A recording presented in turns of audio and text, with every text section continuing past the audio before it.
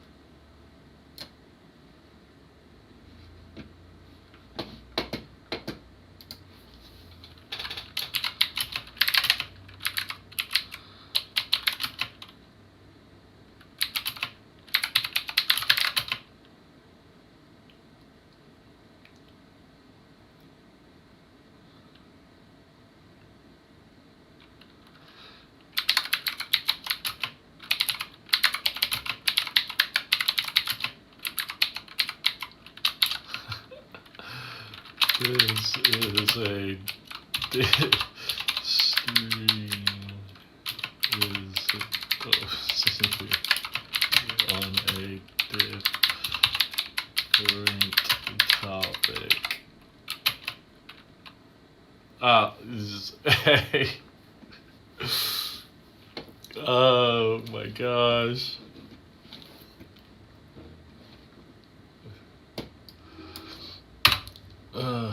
Oh my gosh. I'm just gonna start. Oh, hello everyone. So whenever I schedule a stream on YouTube and then I start the stream early, it like relabels everything from the last stream I did. So this stream is not on Donruss football. It's on breaking a parallel set of 2001 Topps baseball, which is what it was originally titled.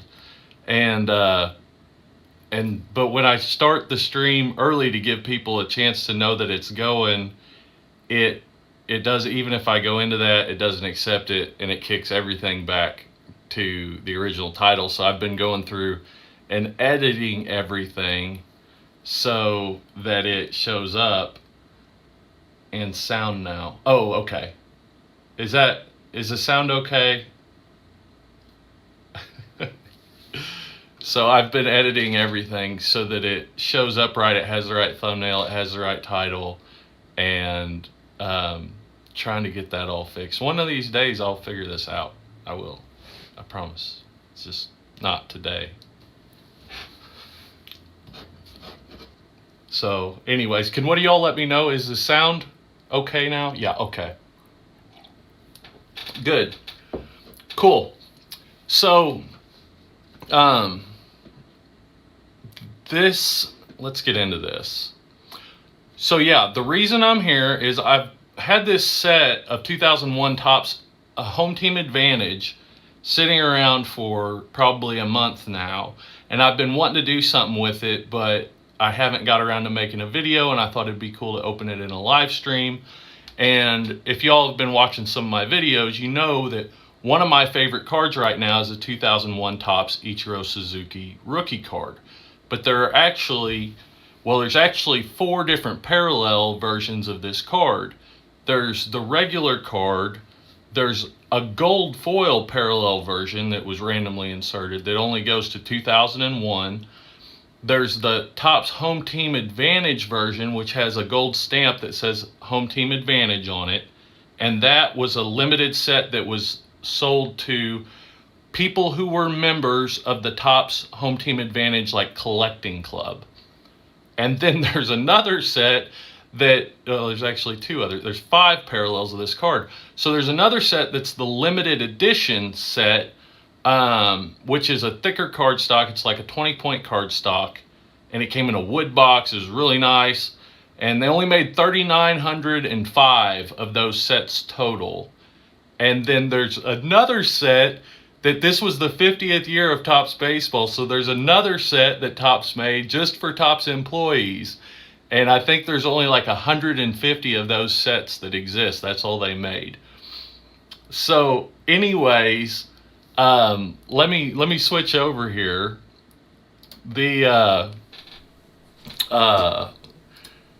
So the Topps Ichiro Suzuki, you can find them on eBay, the base card, for about $30. And as you can see, there haven't been many graded, and Ichiro's huge. If you don't know, like, Ichiro has a huge fan base, not only in America but also overseas. He was an amazing player, played for over 20 years, or not over 20 years, but he played for like 18. He just retired. I think 2018 he retired. And so he has a huge fan base here. He has a huge fan base in Japan. He's always been a highly collectible player. But it just so happens that this set is very hard to get in a good condition, for a couple reasons.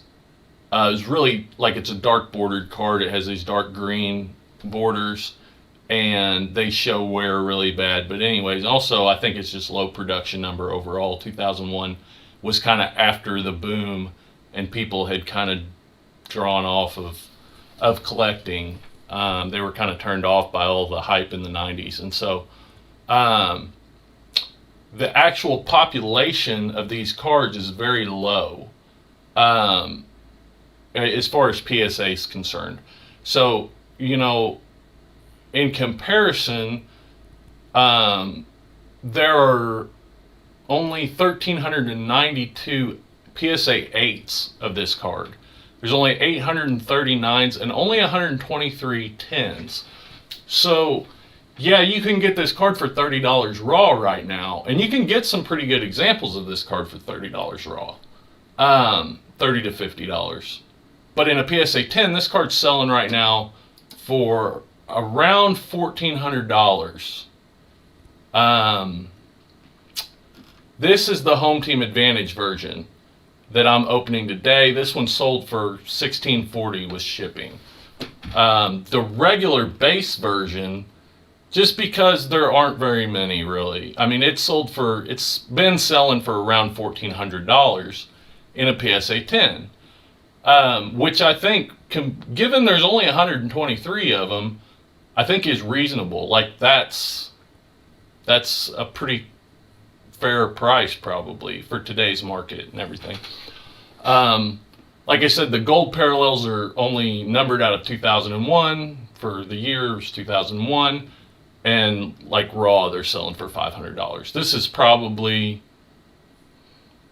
at least a $5,000 card, this gold parallel. The gold parallels were inserted 1 in 14 packs. There's 36 packs in a hobby box. So you would normally get 2 to 3 gold parallels in a hobby box. And this was over a 700 card set. So I think Series 2 was 396 cards or something like that. You had 36 packs. I can't remember exactly, maybe 15 cards per pack. So you normally one of a card out of Series 2 out of a hobby box. So you would normally get one Ichiro Suzuki out of that card, number 726, out of that box. And then there would be 2 to 3 gold parallels out of 400. So, you know, that's 150 to 200 hobby boxes you'd have to open to give yourself the regular odds of getting one of these Ichiro Suzuki gold parallels. So those sell for like 500. As you've seen down here, this Home Team Advantage PSA 10 sold for 1,600. I think that's super low, and I think it's just people have no idea what this is. And you don't even see the limited edition. You see the sets, and the sets are actually, I think, super cheap. The limited edition sets, they're selling for $200 to $300 right now. But like I said, the regular version, there's been 2,500 graded total and 123 10s, whereas the Home Team Advantage, there's been 98 total Ichiro Suzuki rookies graded out of this Home Team Advantage set, and there's only 10 that exist in a PSA 10. So I've found these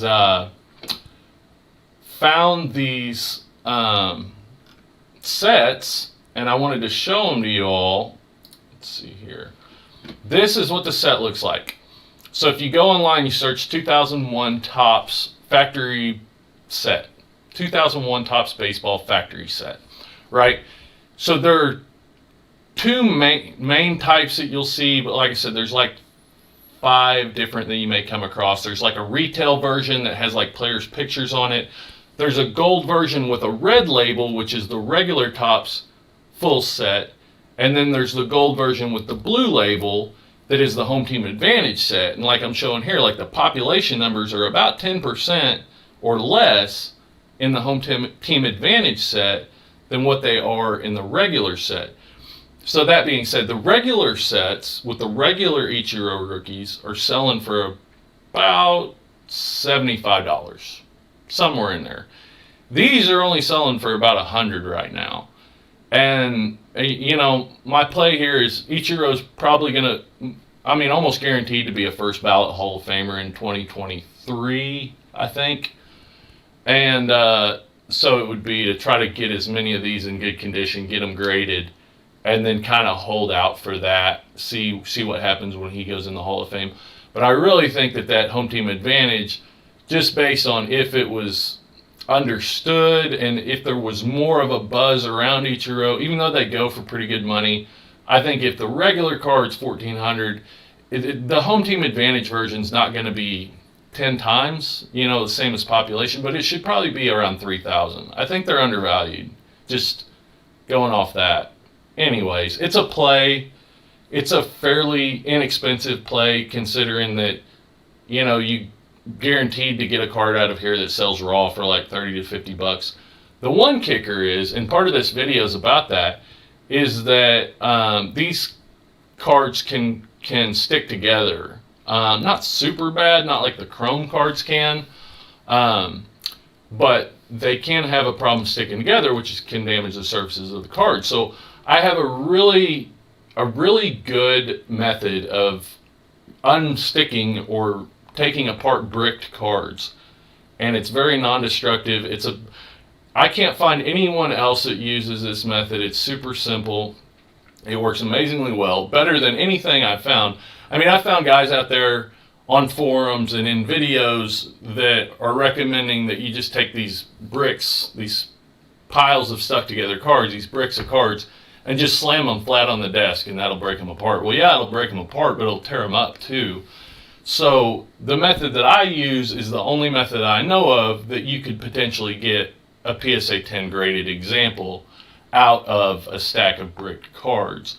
And regardless of what the condition of these are, when we get into them here in just a second, I've already set it up. I've already got a brick of cards in the freezer. Hint, hint. Getting ready. And I'll go through that with you. There's more to it than that, but I'll go through that with you all regardless of what the condition of these cards are. So, if you all, let's see, I'm going to go through the chat just real quick, and then I'll get into opening these up. And thank you all very much for being here. Everybody that's here, hi to everyone. Hi Bonnie, hi Michael, hi Nathan, hi Jesse. And there was someone else that was here, but I was like tossed up between two different streams, and I don't know if he made it back or not. But anyways, Pujols Rookie is not in this set. So that's an interesting one too. So in the Topps set, Pujols was not in the Topps set. And then Pujols was in the Topps Chrome set and the Topps Traded set. In Topps Chrome, and Topps Traded and Topps Chrome were packaged together. So like if you bought, and I'm going to make sure I'm telling you this right, but if you bought a box, like a hobby box of Topps Traded, there would be like, I think, let me look this up. Topps Traded. Let me get over to display here. If you bought, so like a pack would come with some Topps Traded cards and some Topps Chrome cards. I think. I might be wrong about that. There might have been Topps Traded and Topps Traded Chrome and Topps Chrome box. So Topps Traded Chrome, Topps Traded and Rookies.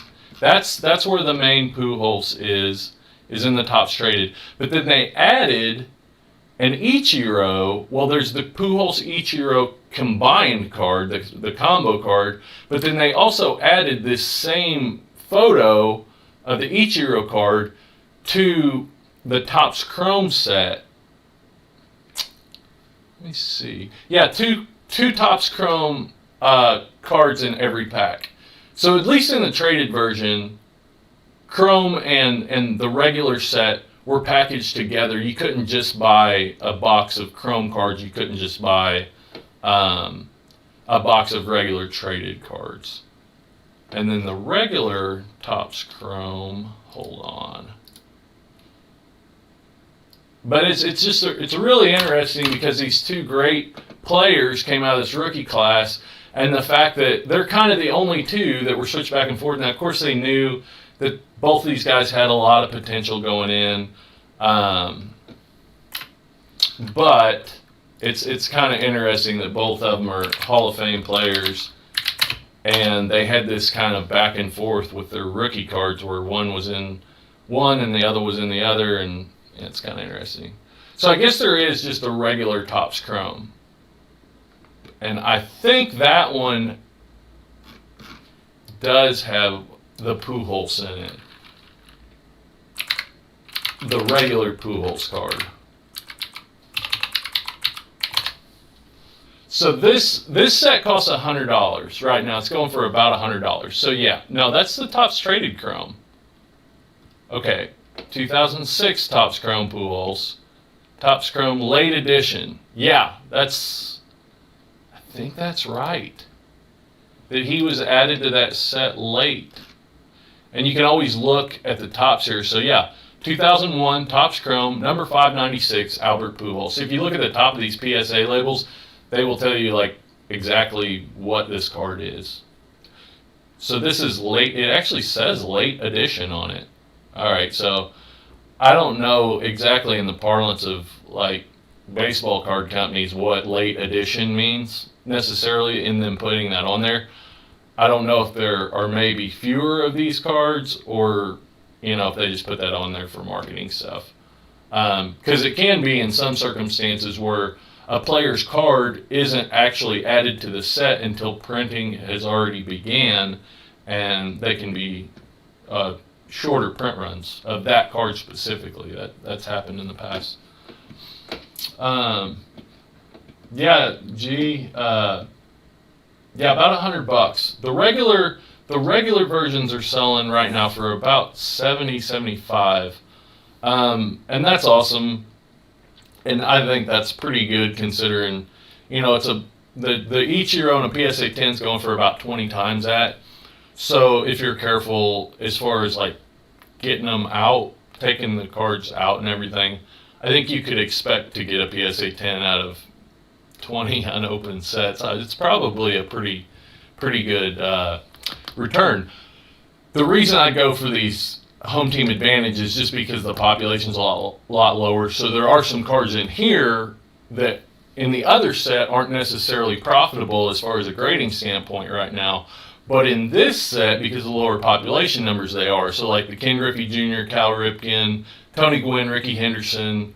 Out of this set, the HTA set, if you were to grade those, you're going to get a good return if they come back a PSA 10. They're $60 to $100, somewhere in there. I don't know exactly because I don't focus on them as much. The main thing that I look at here is that Ichiro Rookie, because that's the one that I look at as, within the next few years really has that strong return potential. So I'm going to switch back over to the overhead cam here, drink a little bit of coffee, and I'm going to open this up and see what it looks like. We'll just see. Like I said, these can have issues with sticking together, and so there is a little bit of risk here, and I do think that factory set boxes don't protect cards as well long term as like unopened packs. I think you have a better chance of pulling a little better chance of pulling like the really high grade cards out of an unopened box, especially an unopened box when it comes to vintage. An unopened box out of a sealed case, you'll see a lot of times where you can get a box for a certain amount, but an unopened box out of a sealed case can go for a lot more, and that's just because there's a better chance that they're in a lot better condition if they came out of a sealed case, as opposed to just being set around in a box for the last 30 years, moving with people, getting banged around and stuff like that. The Topps Chrome cards on those sets have issues with sticking together. I would imagine they do. Most of the Chrome cards that are that old, have issues with sticking together. And I don't actually know. I haven't used this method on Chrome cards. I don't know how well it works. I know it is tough. And so this set has a little bit, like it's like it was dropped or something on this end, but I'm pretty sure that the Ichiro would be on that end of the set. So I wasn't too worried about that. It's kind of a tester to see. Ooh! There's another thing about these sets. So the regular top set come with 5 cards that are rookie reprint cards out of a 20 card set. So 5 out of those 20 cards you'll get as rookie reprint cards. They're the player's rookie card in the same design as when it was manufactured. So like there's rookie Henderson in there. And it has the same design as his, what was it, 1980 Topps rookie card, but it's a reprint. But these reprints are fairly valuable and like high grade. This set has the gold reprints, so it has the same cards but in the gold. And I just noticed when I opened it up, there's a pretty good one on top here. So this one is the, like I said, there's a 5-card pack of these.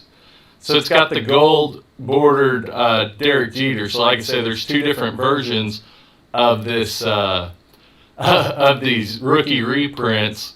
And yeah, I'm totally teasing you. I'm trolling you so hard, man. But there's 2 different versions of these rookie reprints, and the Derek Jeter's on top here. That's a really good sign. Let's see what's on the back. I'm gonna tease y'all a little more. Sammy Sosa. The Sammy Sosa's on the back. So again, with the short print numbers of these sets, I think that there's a good chance that these can carry some pretty good value. Even these rookie reprints. Now this Derek Jeter, and even in this, like it's pretty off center, left to right. I mean, otherwise it's just a miraculous, really, really good condition. I'm not gonna open this right away, I don't think, unless y'all just really, really want me to. I might. I don't know. We'll see.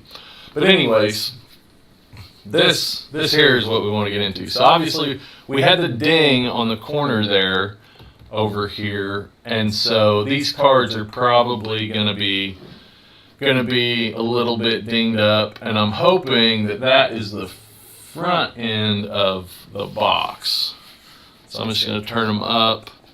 Try to be careful about how I get these out of here. So far,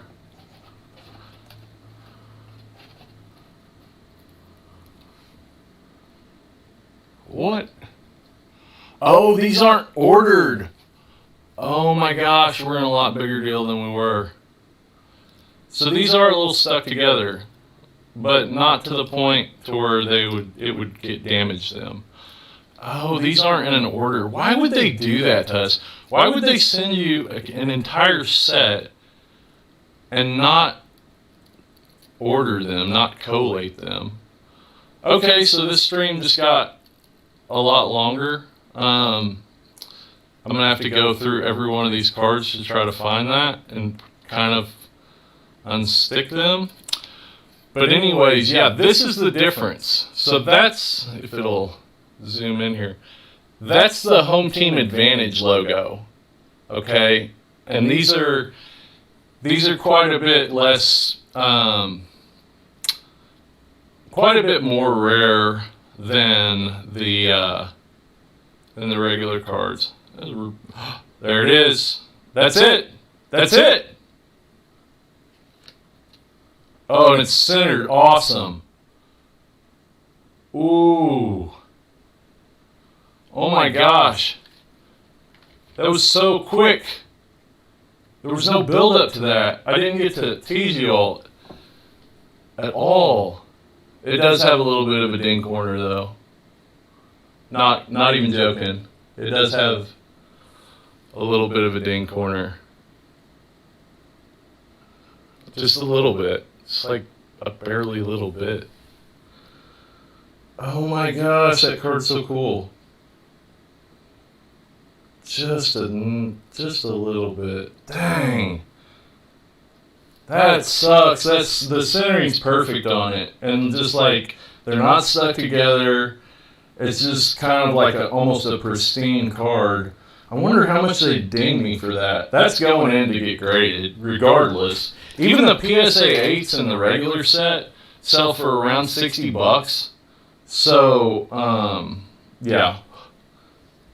And even with that little ding, like, I would say that's the lowest grade they would give would be an 8 on this card.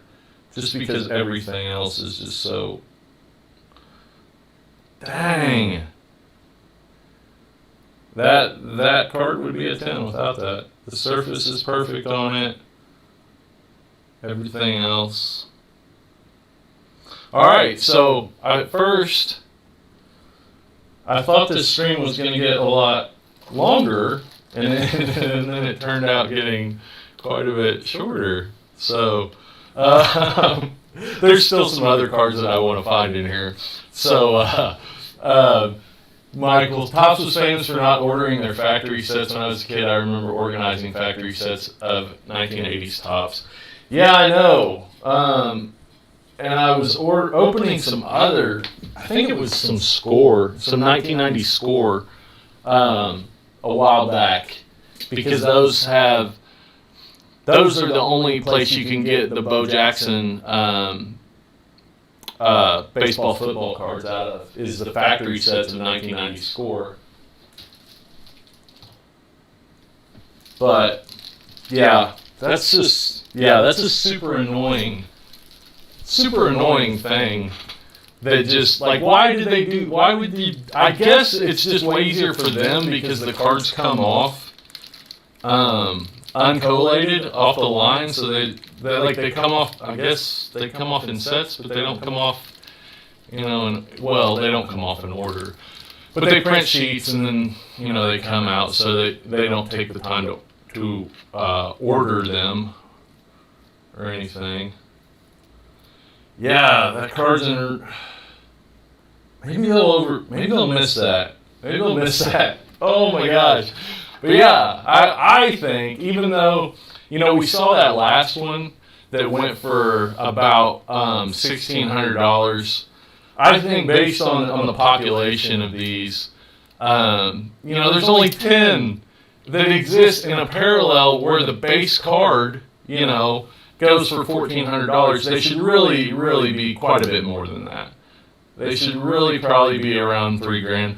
And what you see, and I know population's like my favorite word, but there is a reason for that, is because the farther back you go, like there's a point when population becomes everything, basically.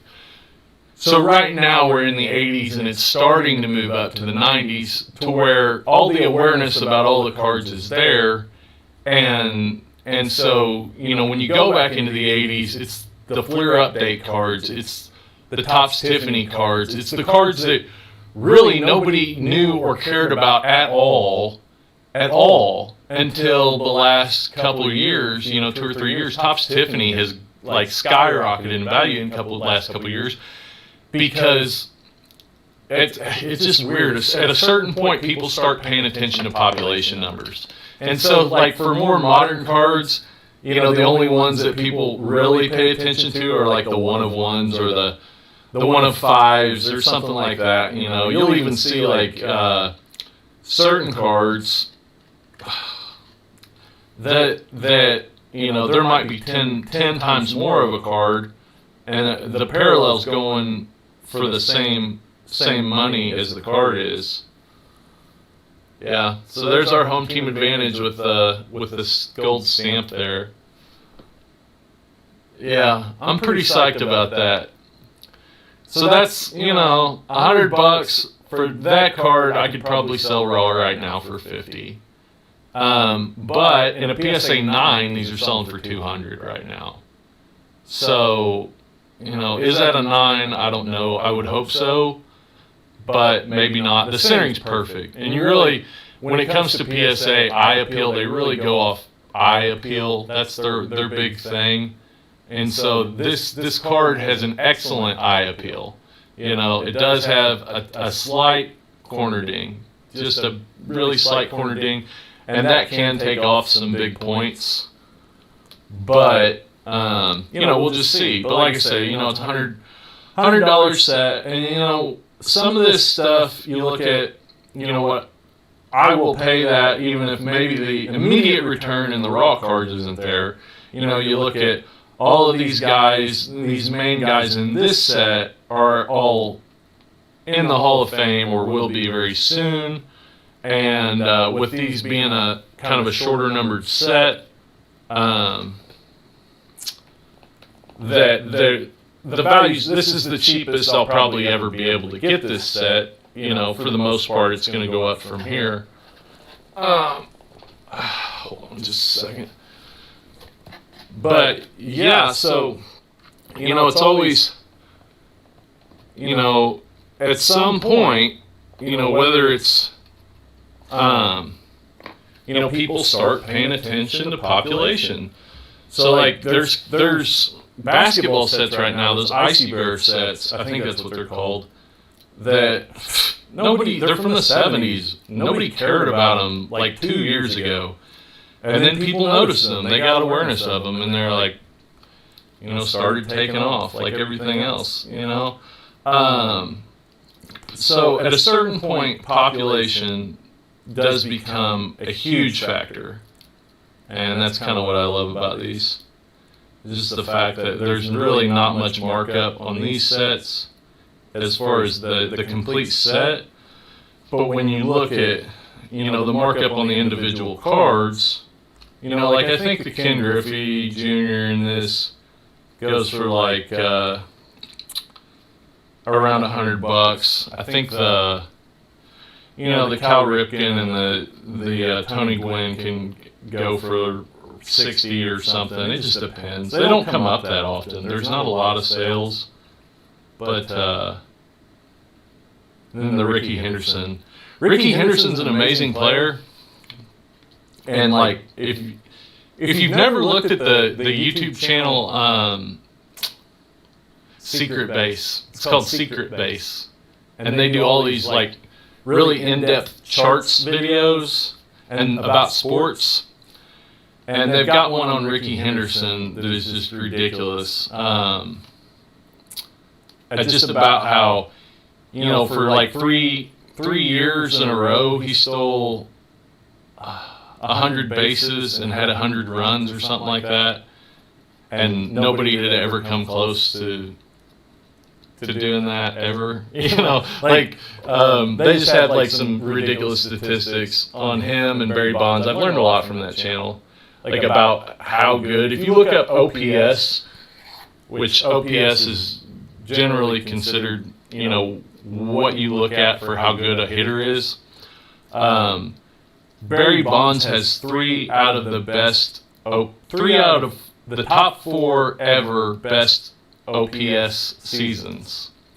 So in the early 2000s, his OPS was like 1450, I think, at one point in time, which was like double the major league average, and just a ridiculous number, and the best ever, And Babe Ruth has like 6 out of the top 12, but Barry Bonds has 3 out of the top 4, and like 4 out of the top 10 best OPS seasons ever. Definitely some juice thrown in there, but I don't think there's a Ricky Henderson golden moments. I'm gonna pull that out.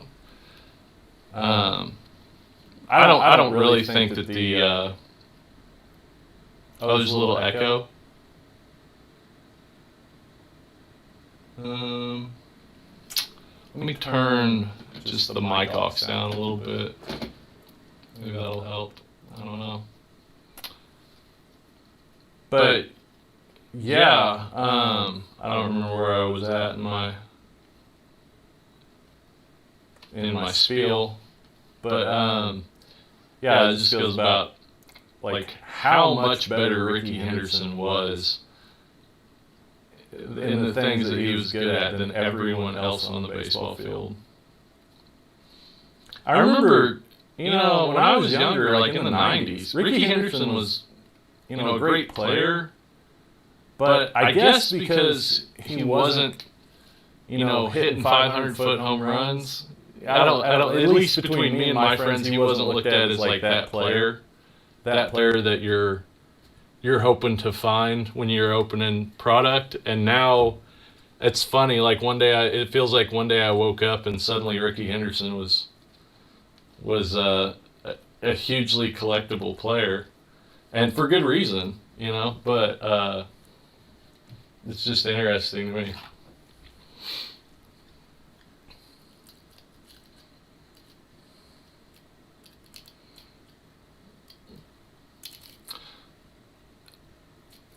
I'm going to finish, go through. These are actually stuck together, maybe to the point where I need to do something with them.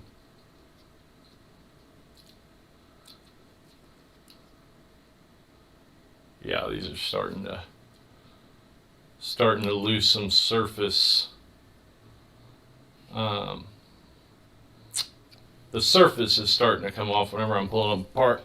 So I'm going to set these to the side, and then I'll break out the cards that I had set away and show y'all what I do to get these apart. And like I said, there's several methods if you go on the internet, there's several methods that people advise when it comes to breaking these stuck cards apart, these brick cards apart. Like I said, some of them that is just slam them down on the table, and then one of them that seems to have gained traction is like hold them by the opposite corners and twist them and freeze them overnight. That's not necessarily a good idea because they can warp from that much time in a freezer. A lot of people say don't freeze them at all because it introduces moisture, which it doesn't. Like, that's not true. And a cold environment, if the temperature is below freezing, any moisture that's available is going to freeze. So a cold environment is by nature a dry environment.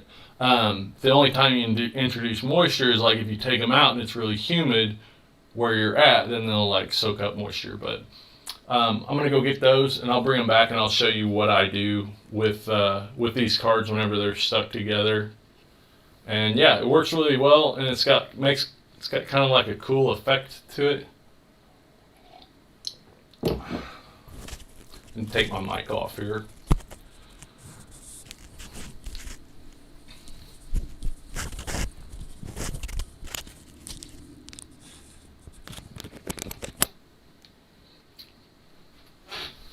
Hey, type in the chat.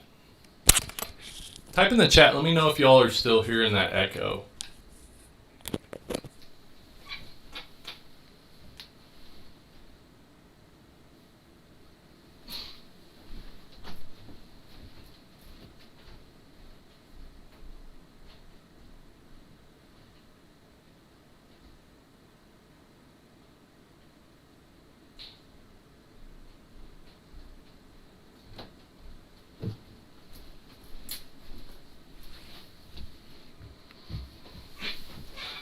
All right.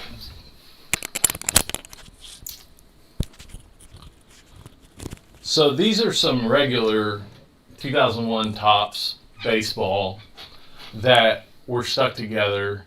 And so what I did is I took them, they're already starting to come apart. What I do is I'll take them and I'll put them in the freezer for about an hour to 2 hours. All right. And then I take them out and see how they are. So these are already, like, just by the picking them up, are already starting to come apart. And you'll notice that, like, there's, well, you might be able to notice, there's like no surface damage to that card, you know, and no surface damage to the back of the card that it was stuck to. Same with these. There's no damage from them just coming apart. And what you have is you have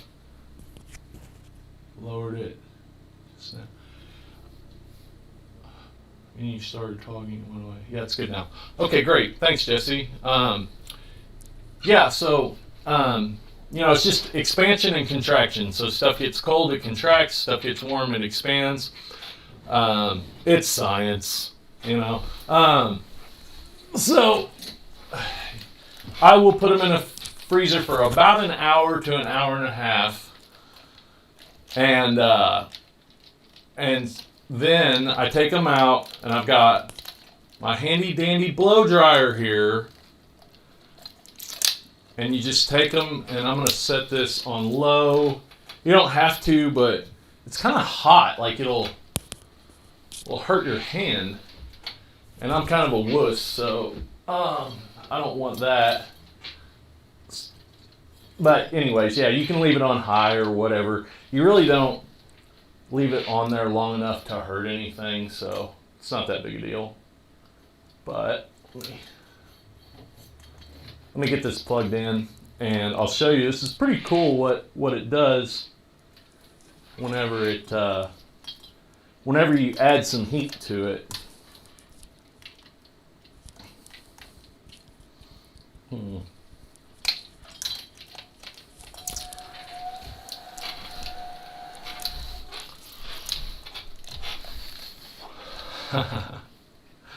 Alright, so I've got this brick of cards. It's cold. It's been in the freezer for about an hour to an hour and a half.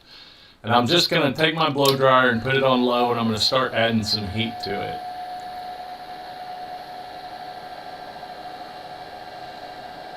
I've got a paper towel here.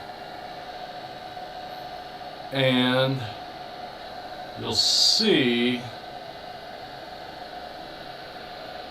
as I add, you'll see the corners start to come up on it. It'll start to release. You see that coming up? Just from the expansion and the contraction, the card will start to pull away. It's getting warmer, and the cards under it aren't as much.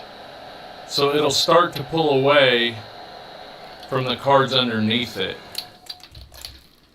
And then it should be able to, it's still stuck together a little bit.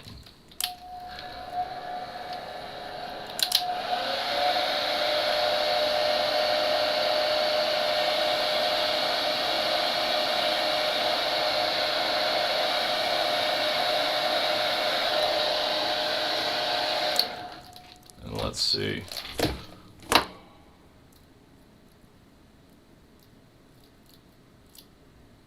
Okay.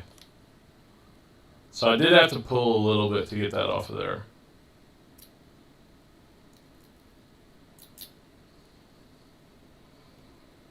But a little bit normally doesn't hurt them. So like, let me see. There are a couple flecks on there. But this is the best way I know of, and a lot of the time, like it won't damage them at all. That one, there was a couple surface flecks. I don't know if maybe I didn't have them in the freezer for long enough. It's definitely not an exact science here.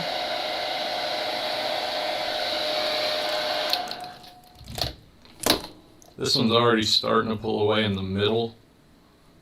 And it does take a while. So definitely don't want to go through doing this to a bunch of cheap cards, but because it's just not worth it.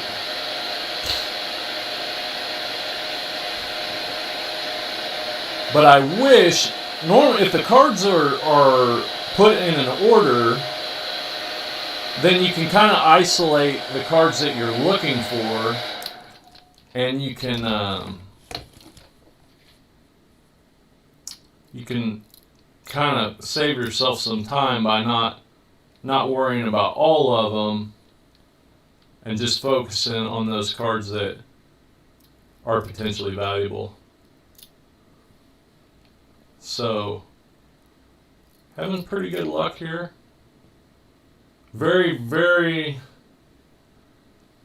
little damage, if any, to these cards. And that's the technique that I use. So, I'm going to be making a video just specifically about this because, like most of my YouTube adventures, I'm motivated by going out there and not being able to find the information that I want. So, like, when looking at different methods of how to unstick cards, I was just kind of completely irritated at how bad the information was out there, and was like, well, I need to make a video on this, like, because this is way better. So, yeah, if you turn that up, you'll see how these cards have already started to separate, and that's just expansion and contraction. They're already pulling away from each other, and it doesn't damage the cards. Like, they're not warped. There's nothing wrong with them. They're in perfectly good condition. I don't know what would happen with this if you tried it on chrome cards, because I've never tried it on chrome cards. But I know on these paper stock, kind of glossy paper stock cards, it works really well.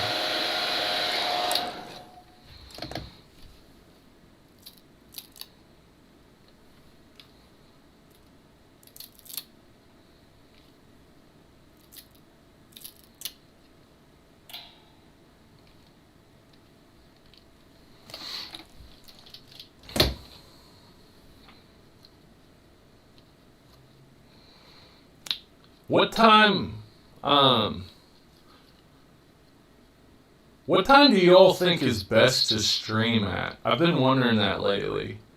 Like, if I'm going to stream, because I know, like, right now, on Sundays, there's a lot of people watching football. And I don't have enough data on my channel yet to figure out, like, if I do a bunch of streams, like, when the most people are watching or anything like that. And I won't have that kind of data, that kind of sample size for a long time, probably. So, I was kind of wondering what you all thought about, like, through the week. Like, I started this at 7. I thought that was probably a pretty good time. Maybe later would be better. I don't know. Because it's like 7 o'clock. I'm in Central Time, so 7 o'clock here would be 5 o'clock on the West Coast, which means people have like just got home and are getting ready to eat dinner. So I don't know, maybe 8 or 9 is better through the week, and then, like, I don't know on the weekends. I like 1:30 or 2 here, because then it's like noon on the West Coast and 4 o'clock on the East Coast. But I don't know.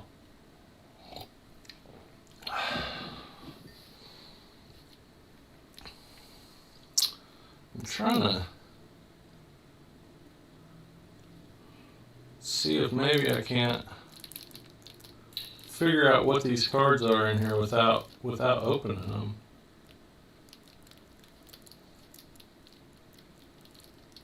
Because I know this Derek Jeter's like way off center.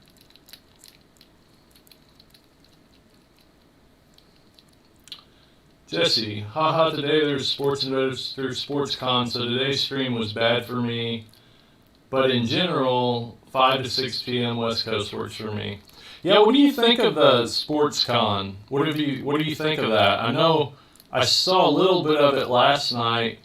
He had like Andre Dawson on there and some gal from eBay, and I don't really know a lot about it, but I mean it's very, like, good production value. I mean, the sports card channel world on eBay or on YouTube is pretty small, and so, like, they really do it up. and it's interesting to me.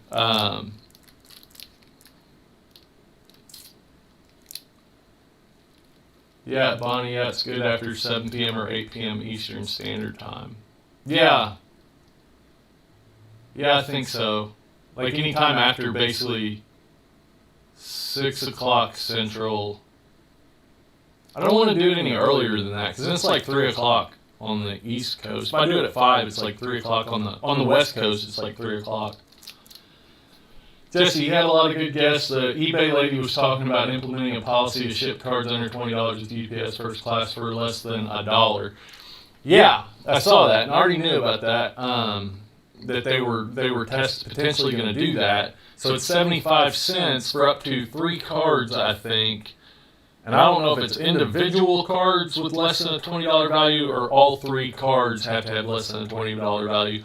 But I did notice, I was watching that point specifically that you're talking about last night. I had flipped to it and was watching that. And she said that that includes graded cards. But I don't think it does. Maybe, no, I don't believe that. Like, I think she misspoke there.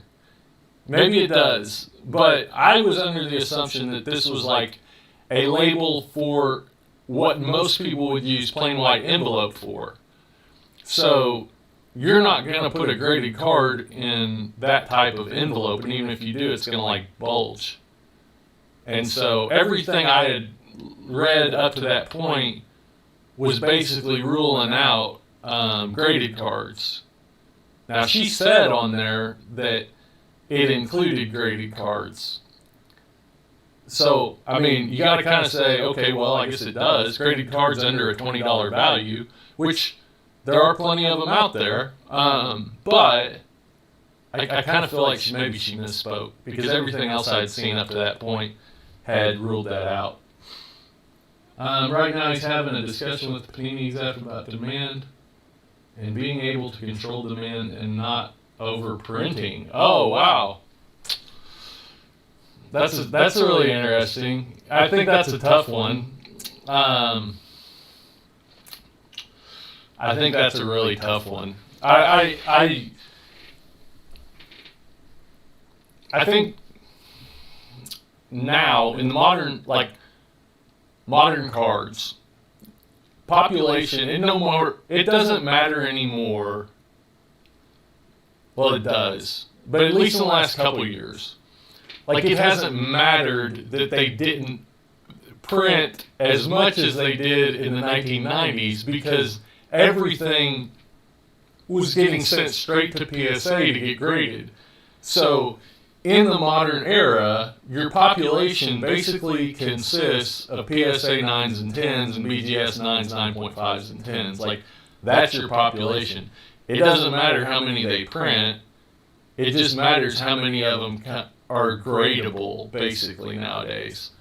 I mean, it does matter, but, you know, we're seeing, well, like, the last couple of years in basketball, just in Prism, you know, Trae Young, Luka, Zion, and Ja,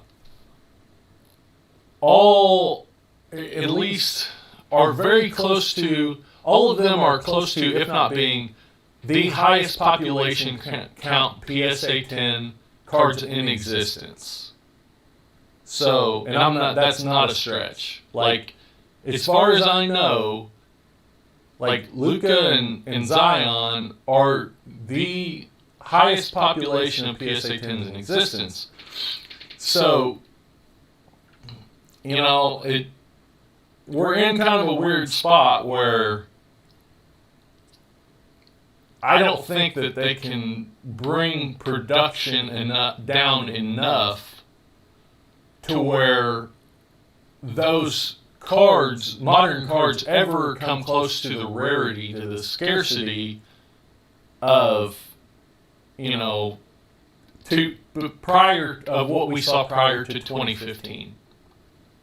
Like, you know, they're coming out with Chrome X, Bowman Chrome X, which is a partnership with StockX.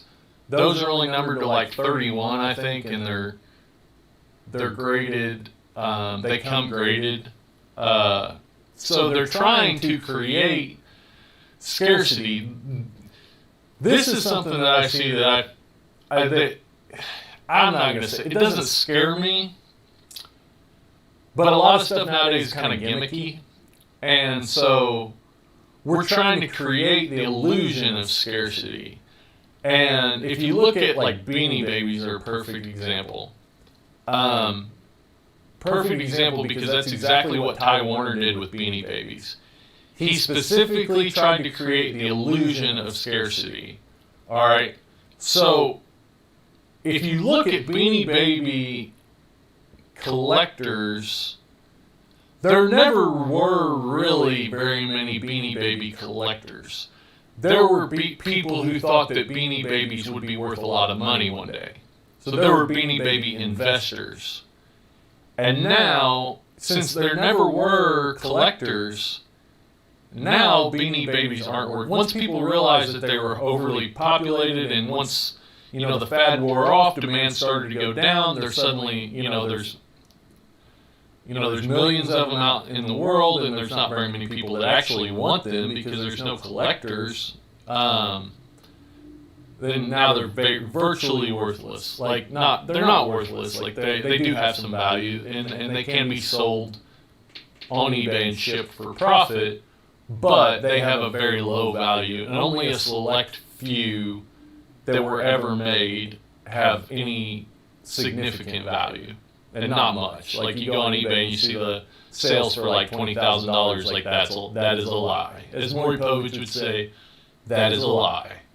And so anyways, I find it interesting the times that we live in, because we're kind of getting to that point where right now in the market, I don't think there's a lot of people out there that are buying these cards as collectors because they like the card or because they like the player. Now that's part of it, and especially with the young people, there's definitely young people that want or have the money, if they have the money to, are buying some of these cards because they're interested in the player and because they like the card and the player. But I think for the most part nowadays, in the last year, I say nowadays, it's like in the last 6 months, in the last year, it's become this thing where it's trendy and like popular for people to invest in sports cards, but without that direct tie to being a collector, or that tie to people actually wanting the cards outside of their monetary value, outside of just being in a portfolio. I think that could lead to a collapse down the road where, if the prices start to drop, what catches them? Like, there's not people that just want them for themselves. They want them because of their potential to make money. So once the market starts to go back down again, and we have these huge populations of PSA 10 cards, then,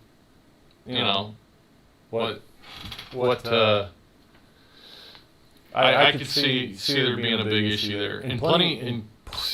You have no idea the arguments I get in about this. I'm arguing, like, people get offended when I say that. They get mad. People get mad when I say that.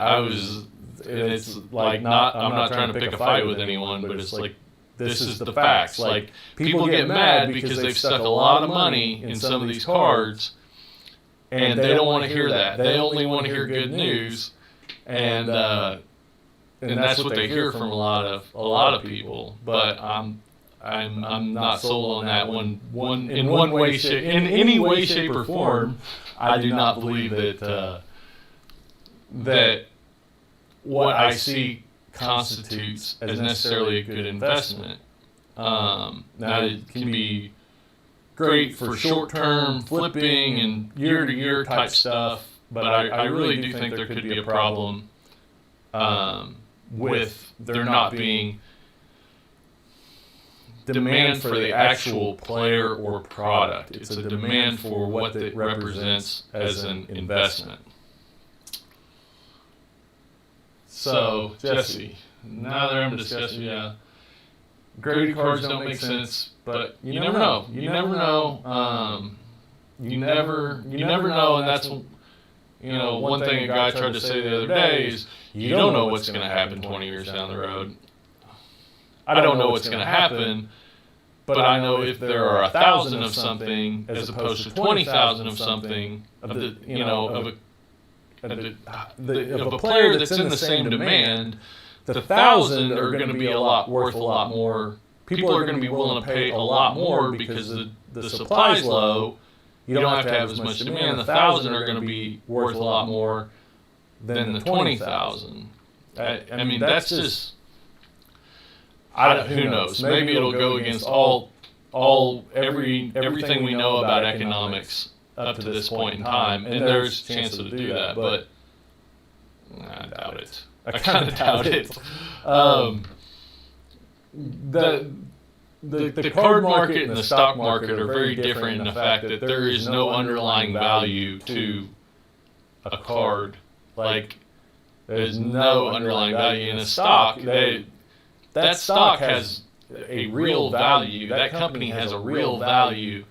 And, when I was working in this, when I look at stocks, the main thing that I look at is what's a company worth dead. If a company's stock is selling for $1 a share, and if that company was to go under tomorrow and liquidate all of their assets, their buildings, their equipment, their trademarks, their intellectual property, what would they be? Well, what's a fair market value of what they'd be able to liquidate that for? Well, if there were 75 cents per share dead, and their shares selling for $1, they don't have to make a lot in earnings to come up with that extra. That's a pretty good value.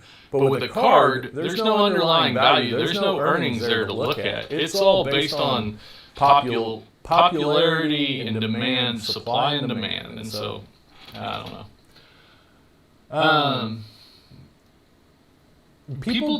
Jesse, I wish people would value population more, or at least consider it. My brother was looking at some select Luca cards, and the PSA 10 pop compared to Prism was 1.1K to 14.1K. Yep. Select is, I think, and I do buy modern basketball.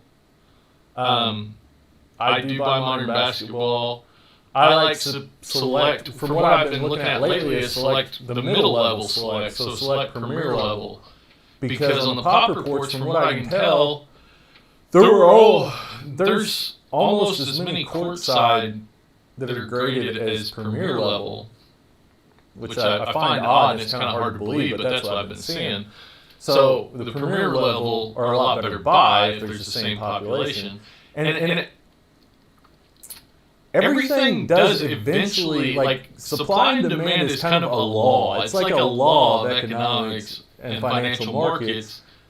And everything does eventually come down to supply and demand. It does come down to desire, like demand. Like, people have to want that product. So right now, they want Prism way more than they do Select. I still say that could change because Select was the premium product 5 years ago, the one that people wanted, and then that changed over to Prism, and that changed, kind of, they got a real foothold, they really took control of that number one spot in 2018, but that could very easily switch back, and all you would need is one year where the rookie card, where people wanted Select more than they did Prism, right? And I think that's in Panini's best interest, is to create that, because right now the production numbers have been drastically a lot lower, almost oddly lower in Select than they have been in Prism. Now, I don't think Select has a retail format, so they don't release at Walmarts and Targets and stuff. I don't think. But they've been a lot lower. So I think there's a vested interest in there from Panini, where if if they were to create what they've created with Prism, if they were to take that at some point in the future and create that with Select, just by making the Select LaMelo Ball rookie card the one that everybody wants, then suddenly not only are they selling a ridiculous amount of Prism, but now they're also selling can also print and sell a ridiculous amount of Select too. So I think if that happens, which I think there's definitely a possibility for that, if you're holding the Select stuff from now, just like the Prism stuff from prior to 2017, then you're going to be in a lot better place, Random question. I started looking at Select and realized there's like a tier list or levels. What are they and what's order and rarity? Yep. So there's concourse level, which is 1 to 100. So like number 36. Who was I looking at? I was looking at somebody the other day. So number 36, they have 3 different cards in the set. So number 36 would be their concourse level card. And there's more of those. They're more popular. And then the next would be like 136, and that would be their premier level card. And those are more rare. And then courtside would be like 236. That's their courtside card. And those are supposed to be the most rare. But like I said, I've been looking at them more, and it's been very, at least in the older stuff, like the 2015, 2016, 2014 stuff, it's weird because it seems like these are popular players. Let's look up Ben Simmons right now. I want to look up his Select rookie cards because I think I haven't looked him up yet, and I've been wanting to. I can't remember what his rookie year is. I think it's 2015.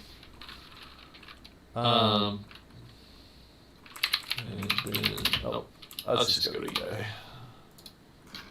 I think it's 2015. Mountain Genetics. I'm always down for card chat. What happened to card Collex in chat?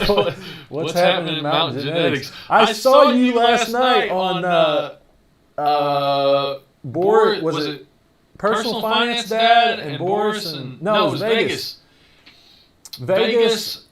Was it Vegas and Personal? Yeah, it was Personal Finance Dad in Vegas. I saw you in their chat last night. I think. I'm pretty sure that's what it was.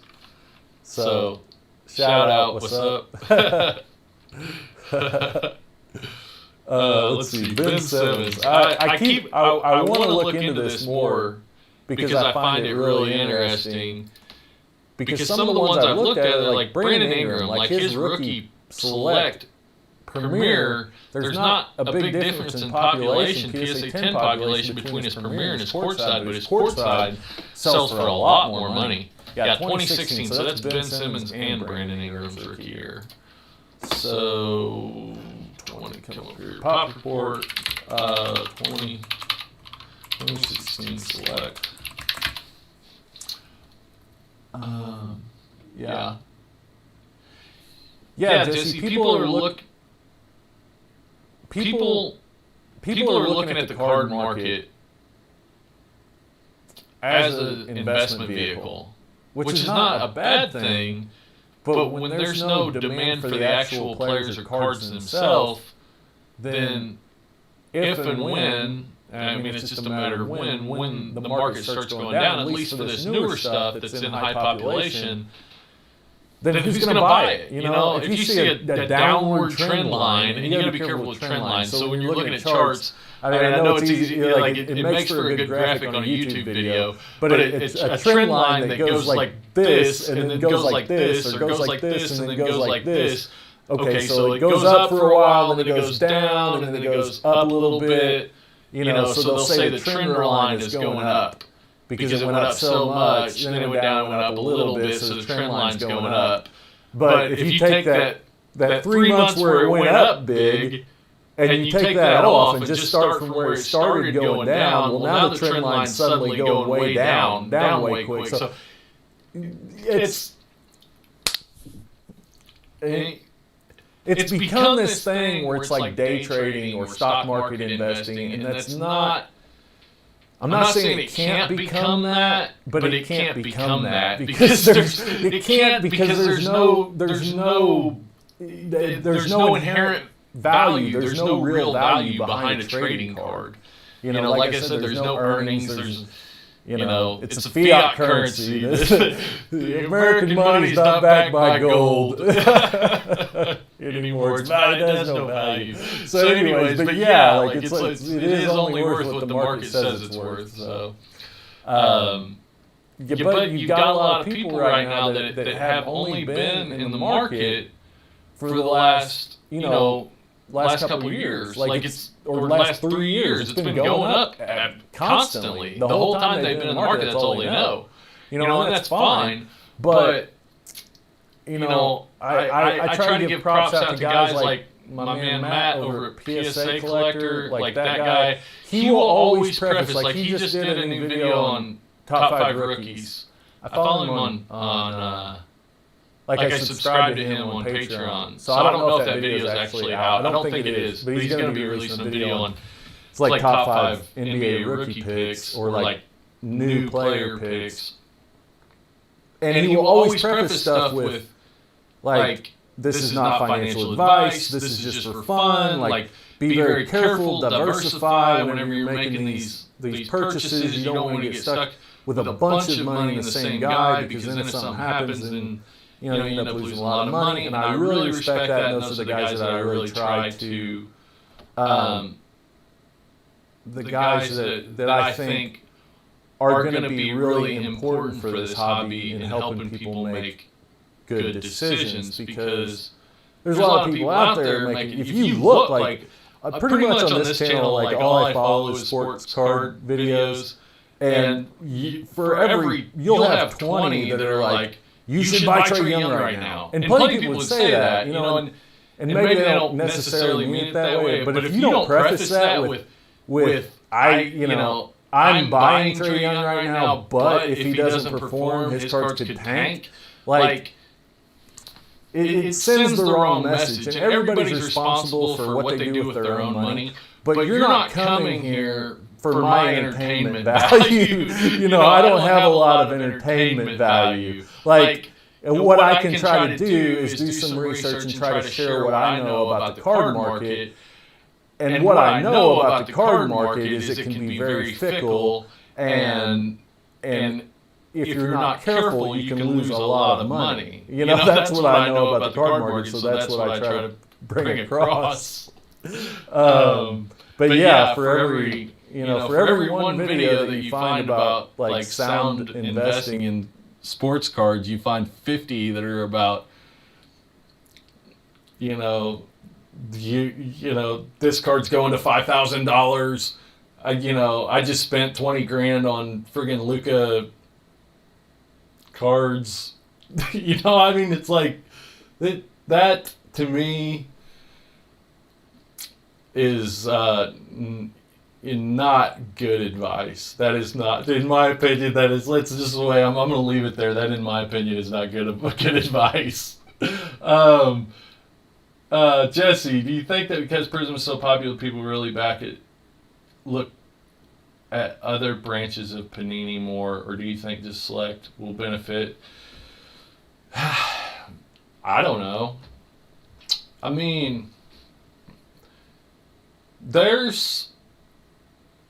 So like if you go through the 90s, there was a ton of sets in the 90s, there was a ton of inserts, and honestly, like a lot of that stuff has held up. Like one of the most valuable cards in existence is a Michael Jordan insert from the 90s. Like not from his first couple of years, it's like 10, 12 years down the road. It's a Fleer Metal Ruby Gems or something like that. I was watching something on it the other day. But it's like a 1996 Fleer Metal or something like that insert that, they only made 5 of or something like that. And so in a PSA 10, it's, I don't know, $400,000 or something like that.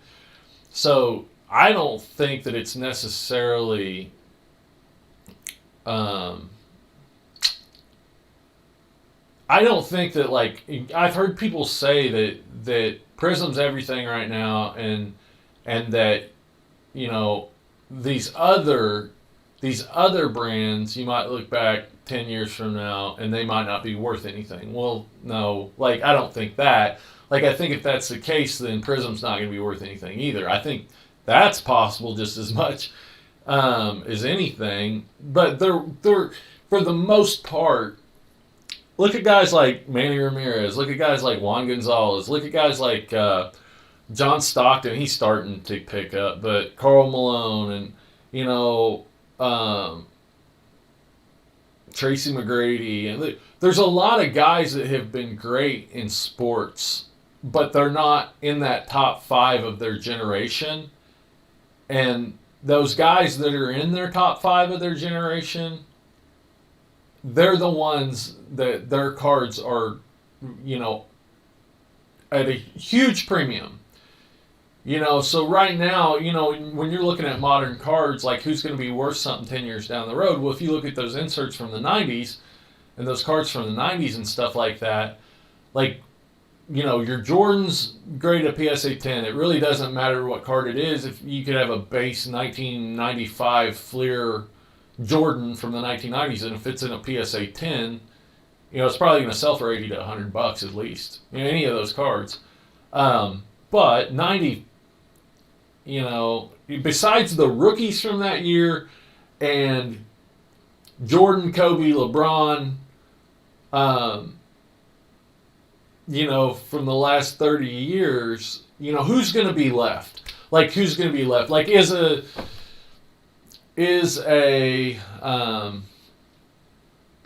like, just pick any player. Is their card, you know, if they're not that top over the course of a 15-year career, if they're not consistently in the top 5 players in the league, then, you know, 10 years after they retire, even if they make the Hall of Fame, you know, their rookie cards are still going to be worth money, but how much value is there in other cards from them? You know, I don't know. We'll see, I guess. But, you know, they made a lot of cards in the 90s. They made a lot of inserts in the 90s. So they made a lot of different brands in the 90s.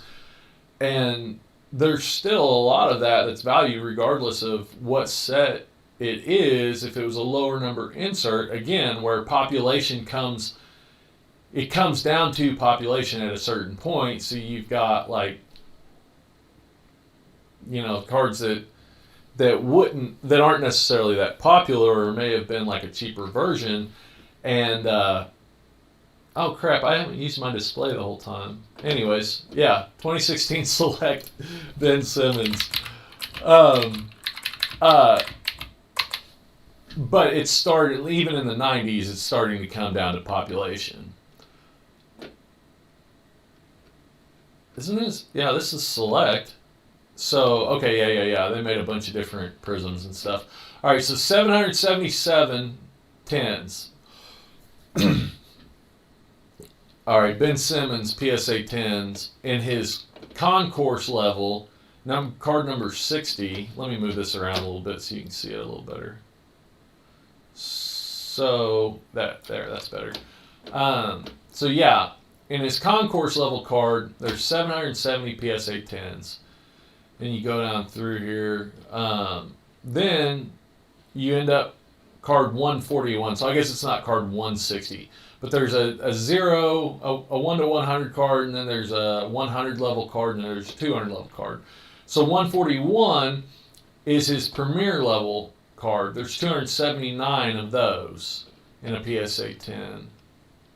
And then card 251 is his courtside card, and there's 73 of those. So I guess this is a better format. Brandon Ingram might not have been the best case scenario for looking at, and maybe a lot of his cards weren't graded or haven't been graded up to this point as much.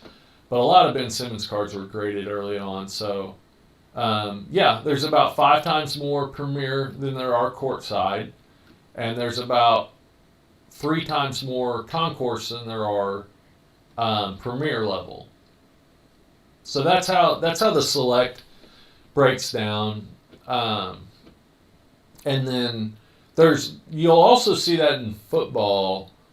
I don't know if they still do it, but they used to have like a row 1, row 2, row 3 or something like that in football. I think there's still a set that does that.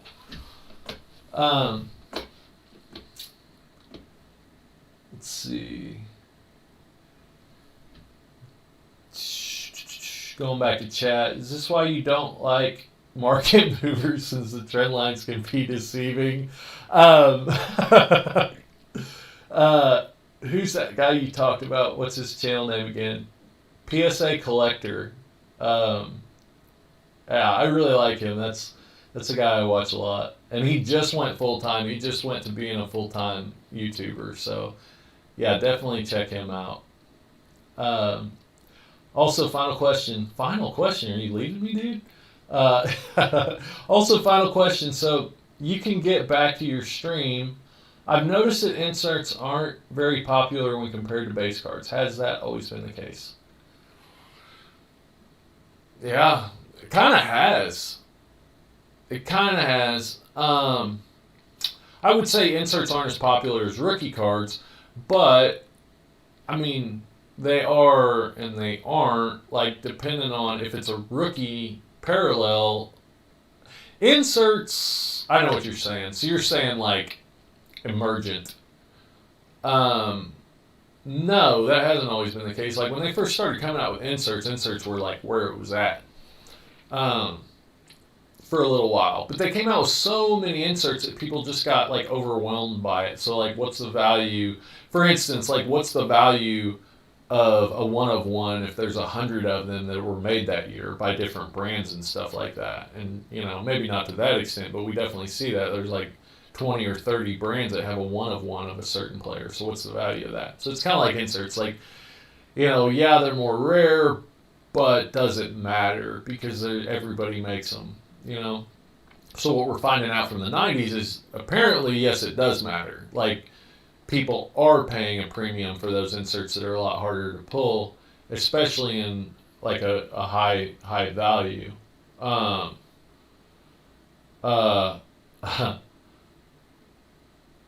I don't, and it's not that I don't like market movers. I think market movers is a great tool, and tools like that. So you've got lots of tools out there that provide, like, better data for card pricing. It's not that I think it's a bad tool or I don't like it. It's that I don't think that your average collector, like, they don't need it. Like, even me, now it's getting to the point where I'm doing a lot more research. I'm probably going to have to invest in something like that, because going back and forth from eBay to PSA and all that stuff is getting to be, like, there's easier way to do it, and it's just spending a little bit of money. But market movers is not a little bit of money. It's $50 a month. And maybe that's a tiny amount of money to a lot of people. And I know it is. Like, that's not a lot of money to a lot of people. But, you know, your average investor or your average card collector, like, do you need that? Like, okay, if I go to prices here on PSA, all right, and I go to, no, APR.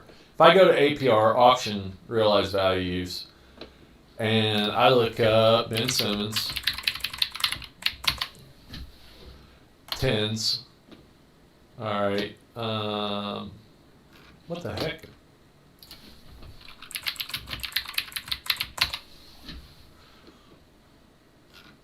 Okay, and then I go to just this base one.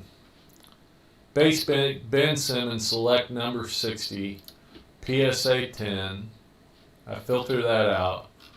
Now I think if I go down here, yeah, so here's your chart, all right? This is the same thing you'll find basically in an app like that.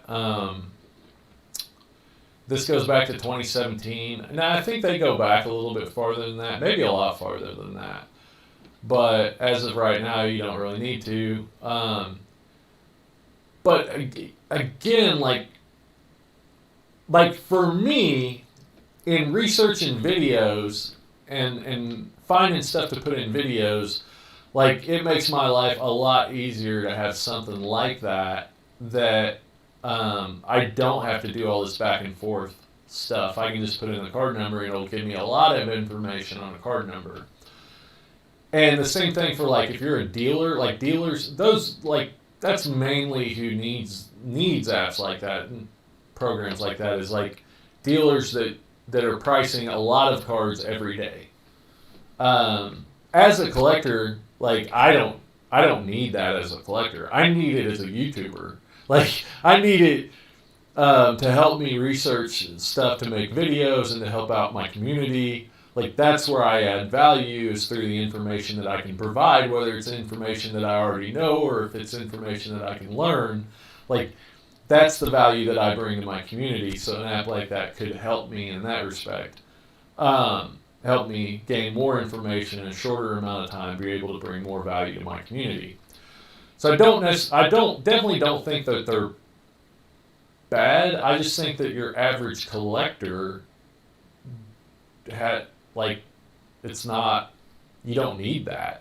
Like I think it's people are kind of, they think that they need that to collect sports cards. You don't. Like, and I think without a good understanding of where those numbers come from, then it's, then it's probably, it can do a lot more harm than it can good because a lot of people, they hear all this stuff and they get into it and they buy the app and suddenly they're, flippers. I'm a flipper. Well, or whatever. Like I'm, that's kind of the cool thing right now is to be this sports card flipper and, short-term holder and basically like a stockbroker, but with sports cards. That's like a cool thing right now. And it's just like most of those people are going to lose a lot of money doing that. I think and it's just kind of one of those other things. It's like,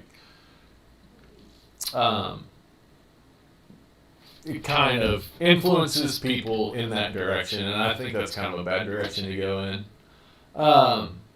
But yeah, so your trend lines, okay, well, if you go from October 24th, 2019 to, August 13th, 2020, like your trend line is going to look like going at a 45-degree angle all the way up. Now, if you take it from 2019 to October 2022, then your trend line's like half of that. It's like at a 22-degree angle. But if you take it from August 2020 and take it to the end of the year, and that's the only part of that chart you're looking at, well, your trend line's going down. So it's like what it comes down to is what does this chart tell you about what's going to happen with this card?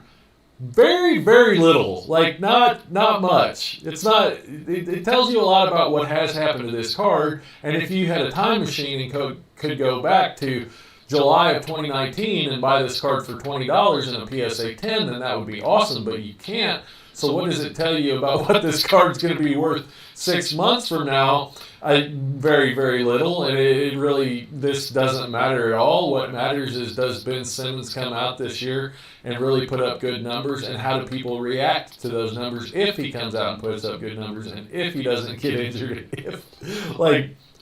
that's what it comes down to. So Michael Porter Jr., I'm from Missouri. I have watched Michael Porter Jr. play basketball in person at MU, and I have a little bit because he was injured the whole time he was in college. Like I don't know how many games he played in college, but it wasn't very many. He was almost injured the whole time he was there, and then he comes out in his rookie year and he's got a back injury. A back injury for a guy that's 6'10" is a big deal. Like that doesn't just go away. Like if I'm 37 years old and I started having back issues when I was 24.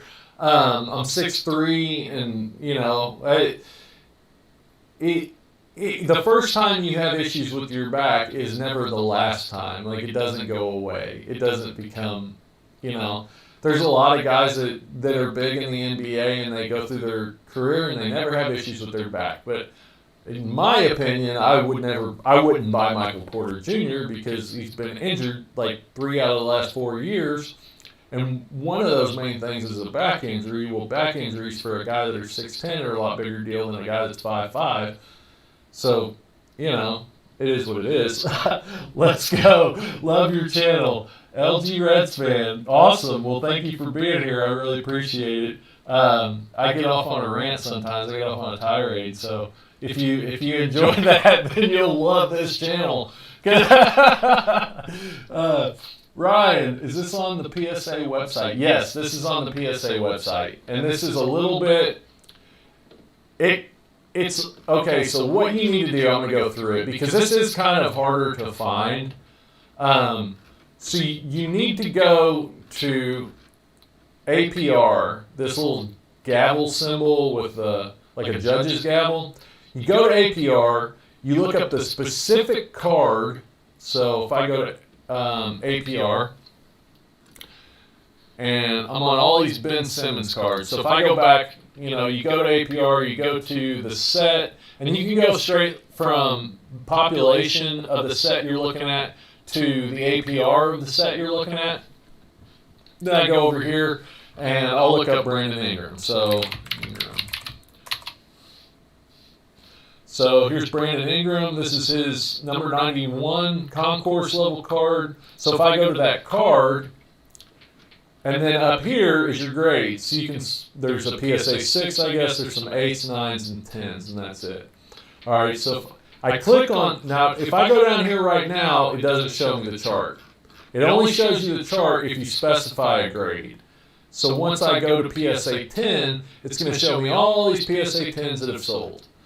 And some of them are actually labeled wrong. Like one of them might be in there, it might be a silver, and there might be a sell for like 3 times what normally they're going for. But for the most part, PSA is pretty good, and they have like a whole staff that takes care of this recording of the sales of their cards and stuff. So if I put in that selector of just PSA 10s, then now when I go to the bottom, here's your chart, a select concourse level PSA 10s of Brandon Ingram.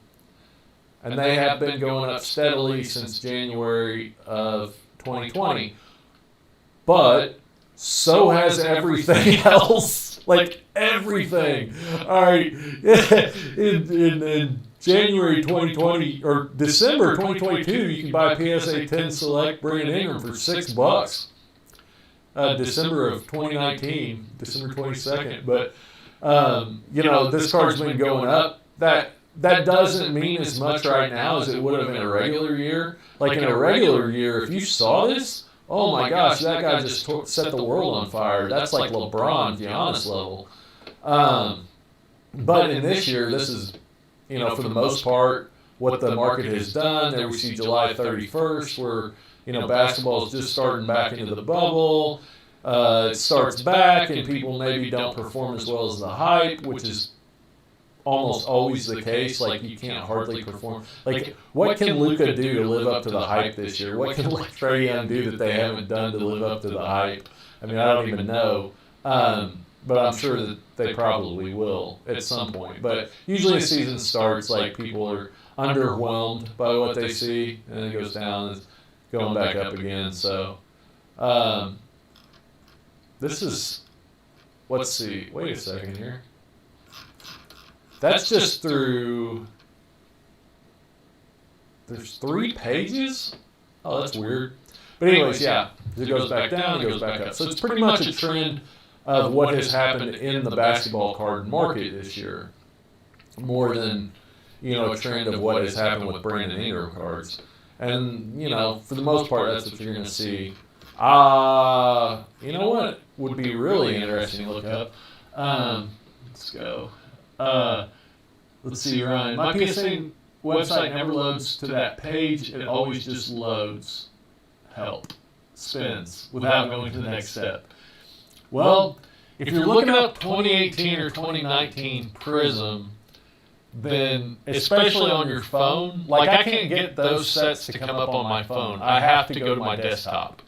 And I have a really strong internet connection. And so it loads pretty well for me.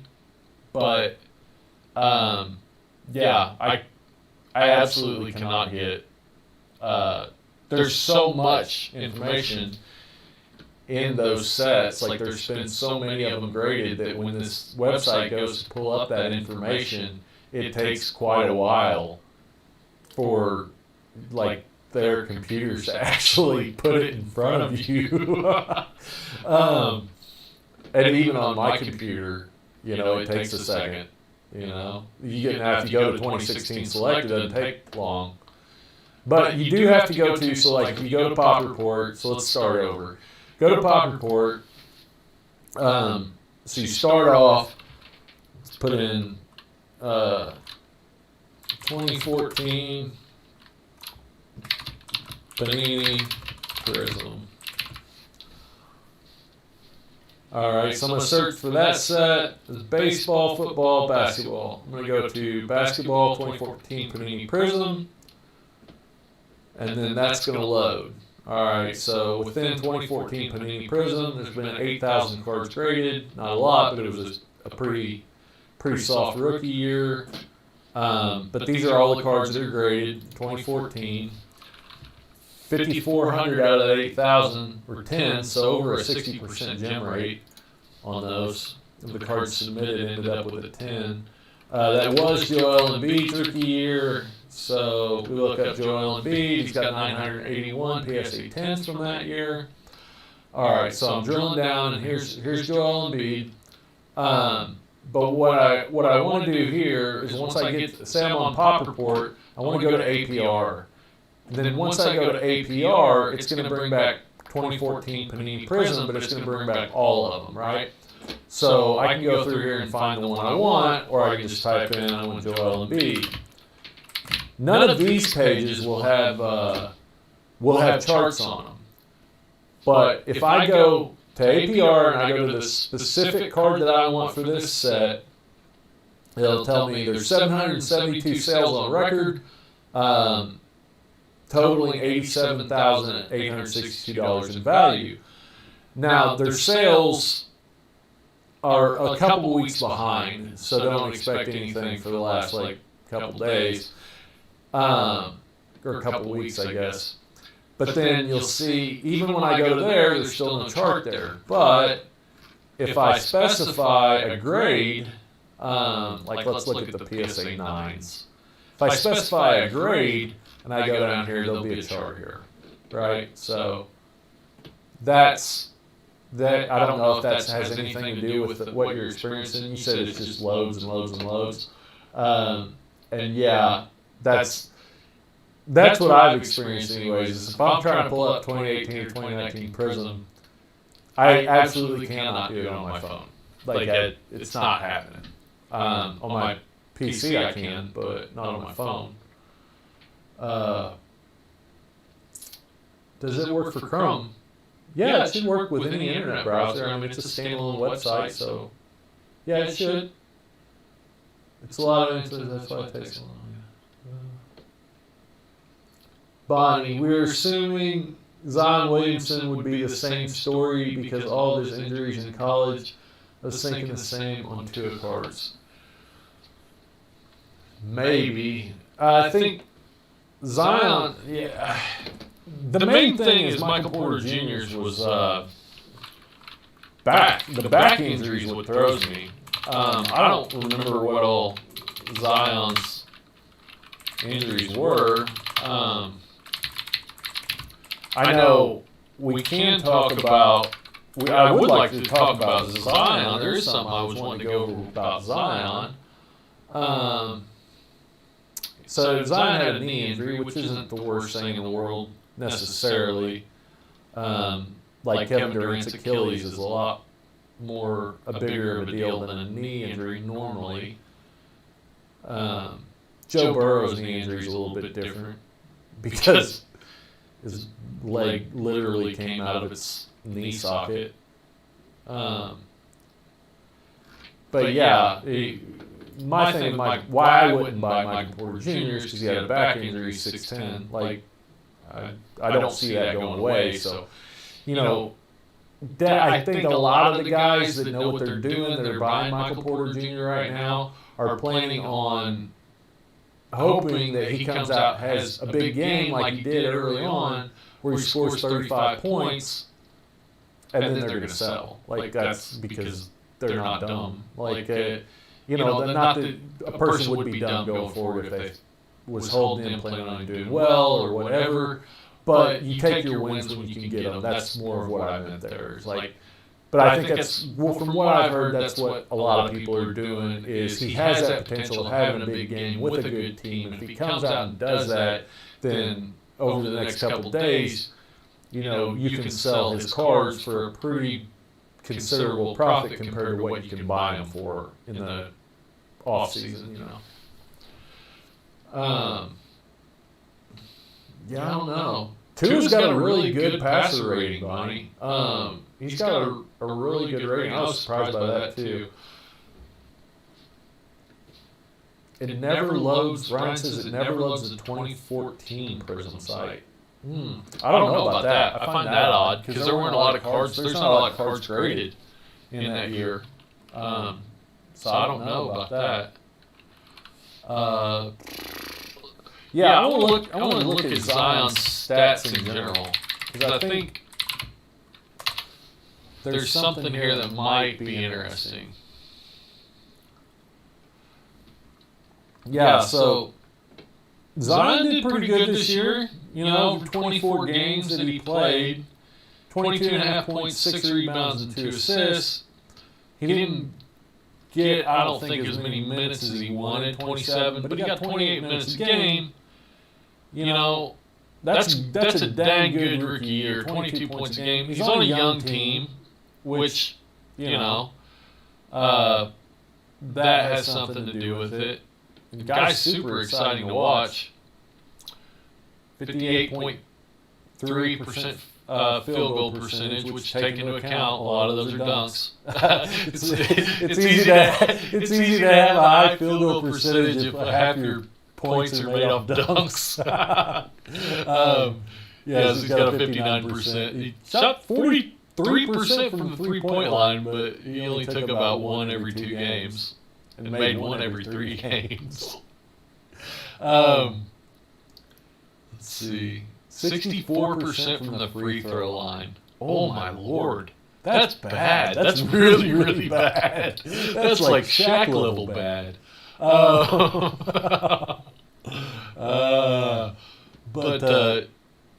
Yeah, so, you know, Zion's one where Zion has to stay healthy, but Zion also, his numbers, like Luka last year, had amazing statistics. Like, he almost averaged a triple-double last year. He had like 29 points, 9 rebounds, and 8 assists or something like that in his second year. So for Zion to get the type of hype that Luka got this year, which I don't see that happening, but you know, he would, and he's not going to have that type of assist. He's not a triple-double guy. But he could easily be a 30 points and 10 rebounds guy. He could, but he's quite a ways off right now. 22.5 points and 6 rebounds. But if he stays healthy and if he gets, you know, more minutes, maybe. What's interesting? All right, like, and this goes back to like a lot of people have just gotten into the hobby in the last few years. So Giannis Antetokounmpo did not put up good numbers for like the first 3 years of his career. Like he did not like come out of the gate swinging.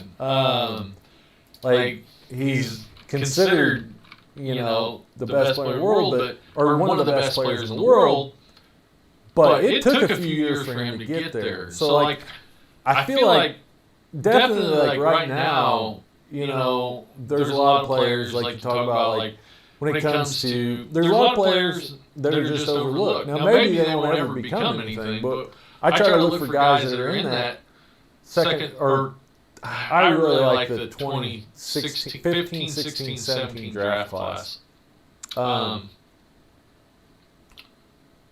Because the cards weren't produced in as high numbers, but even if you get into 2018 and 2019, I think Select is a lot better buy than what Prism is. And it's weird because like the Select Concourse Lucas are like $800, which is actually pretty reasonable considering there's only like, I don't know, 2,500 of them or something like that. Like that's reasonable for a guy that plays like that.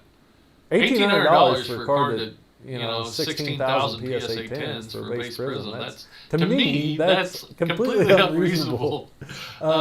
Ridiculously, like it should be less. Like they should sell for less than Select, but they don't because it's pop. It's popular, and it's hype based, so they don't. But anyways,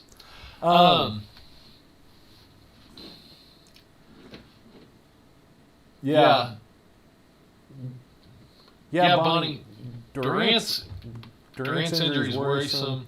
We don't really know how he's going to do this year. Yes, that is definitely correct. We don't. And there's like a really high percentage of people that like don't ever play again from an Achilles tear. Like I think it's like 30% of basketball players don't ever play again after they tear their Achilles. So we got Durant coming back from an Achilles injury, and we got Klay Thompson. Or is that? Did Klay come back from Achilles tear and then hurt his knee? Or did he hurt his knee and then he came back and tore his Achilles? I can't remember.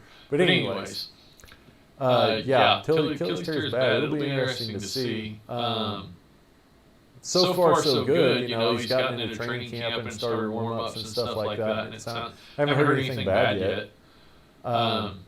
And Kevin Durant's rookie cards are super cheap, in my opinion. And there again, like there weren't a ton of them, but if you do look into Durant's rookie cards, you want the black version. Like that's his true rookie card. The white version is a version that came out in a rookie set.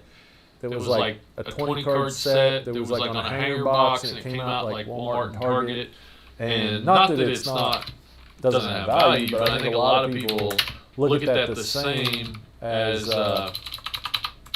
his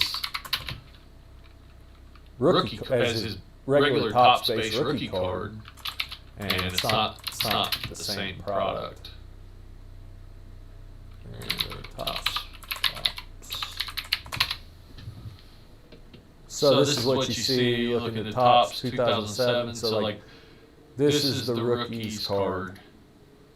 Rookie. So it says up here, it doesn't just say 2007 Topps. It says 2007 Topps rookie card.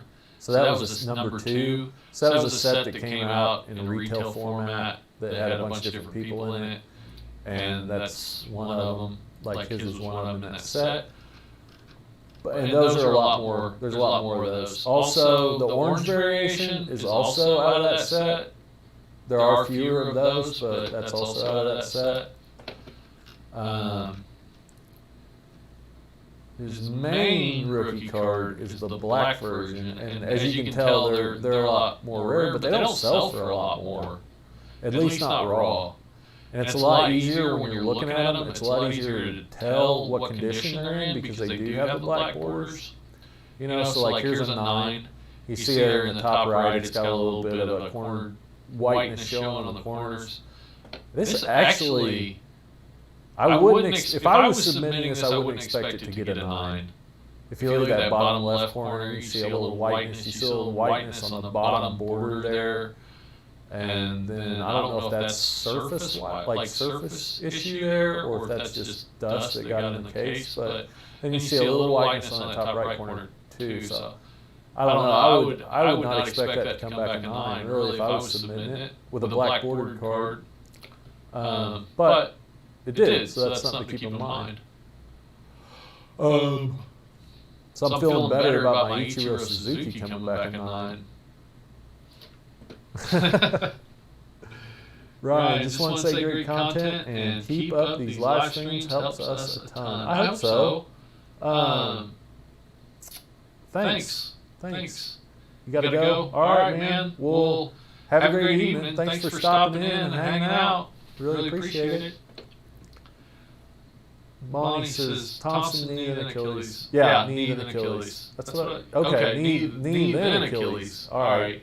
I think I was thinking maybe it's the other way around. I don't know, but yeah. So he's got an Achilles now. He's got to deal with, and that's not good. That's not good at all. Like Achilles tears are bad. Like I said, I think. What is it? I'm gonna look that up because I don't know. It's a high percentage of NBA Achilles tears that don't play again. How bad is a torn Achilles injury for NBA players? How NBA players have historically fared. Oh, this is from SB Nation. That's that Secret Base. That video site, the YouTube channel Secret Base. That's that site I was talking about that does all those awesome videos where they like dive into the statistics. There's a guy that was a sports journalist that started it, and he's made some awesome videos. Yeah, how NBA players have historically fared after Achilles injuries. An Achilles tear is the worst injury you can have in basketball. When will Kevin Durant be back? So, excuse me. According to a 2013 medical study that identified 18 players who suffered major Achilles injuries over a 23-year span from 1988 to 2011, 7 players never returned to basketball. Players who returned missed an average of 56 games and saw their PER decline in their first and second seasons back. A 2015 CBS Sports article found that among 14 players who returned from Achilles injuries since 1992, they averaged fewer minutes while both their field goal and three-point percentages dropped on average. There are very few complete success stories. That's an uphill battle Durant is facing. So yeah, 7 out of 18 players never returned to the league. So 40%, right at 40% of players. That's crazy. That's even more than I thought it was. But yeah, it's bad. It's bad. It's very bad. Let's see. I think I'm going to take a little break. I'm willing to go on if you all want to hang out for a little while longer. I'm having fun. But I am going to take a little break, go get a cup of coffee, be back in about 5 minutes. So if y'all want to hang around, I will be back in about 5 minutes.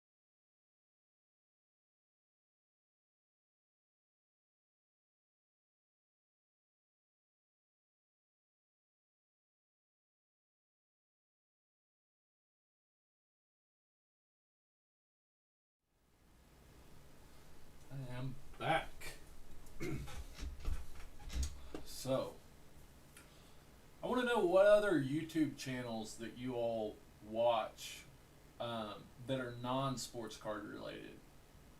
Like, I would say at least 80% of what I watch on TV is YouTube. It's been that way for a couple of years.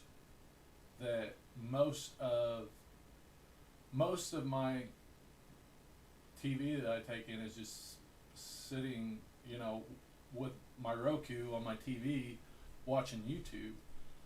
I don't really watch much like television, even cable news or news. I get my news through YouTube. And so there's a lot of channels I watch that I really like. Linus Tech Tips and Courage JD and that SB Nation. I really like that. Lately, I've been watching a lot of channels about Photoshop and video editing, but I'm starting to kind of get the hang of that, and about lighting and audio and oh shit. Speaking of audio, I had to remember to turn my mic back on. So anyways, what I was asking, Stubby's Cards has subscribed. Stubby, if you're in here, thank you very much. I really appreciate it. What I was going on to before I remembered to turn my mic back on was what other YouTube channels do y'all watch that aren't sports card related? Like I watch Linus Tech Tips. I watch Courage JD. I watch, hey, there's my live stream. Huh? I watch, let's see, SB Nation. So here's Secret Base. They do a bunch on the Mariners because they are based in Seattle or around Seattle. The guy that started them, he used to work for Microsoft. But it's a really cool channel. I like their older stuff more than their newer stuff because it was more like in depth. I'm a numbers guy and it was more numbers kind of oriented. I just like the way he did it more. But there's do y'all want to live react to the sports card investor stream? But yeah, also, I mean, I watch a lot of sports cards channels on here. Oh, John Boy. I watch a lot of John Boy, and I watch Undisputed and Club Shay Shay with Shannon Sharp. If you haven't seen Shannon Sharp's interview with Ken Griffey Jr., that's an awesome one. He just did it a couple weeks ago, I think, on Club Shay Shay. Jesse, my YouTube consists of cards, gaming, Fortnite, hunting, survival, and some investing like wholesaling and stocks. Oh, right on. So like, do you ever watch Biaheza?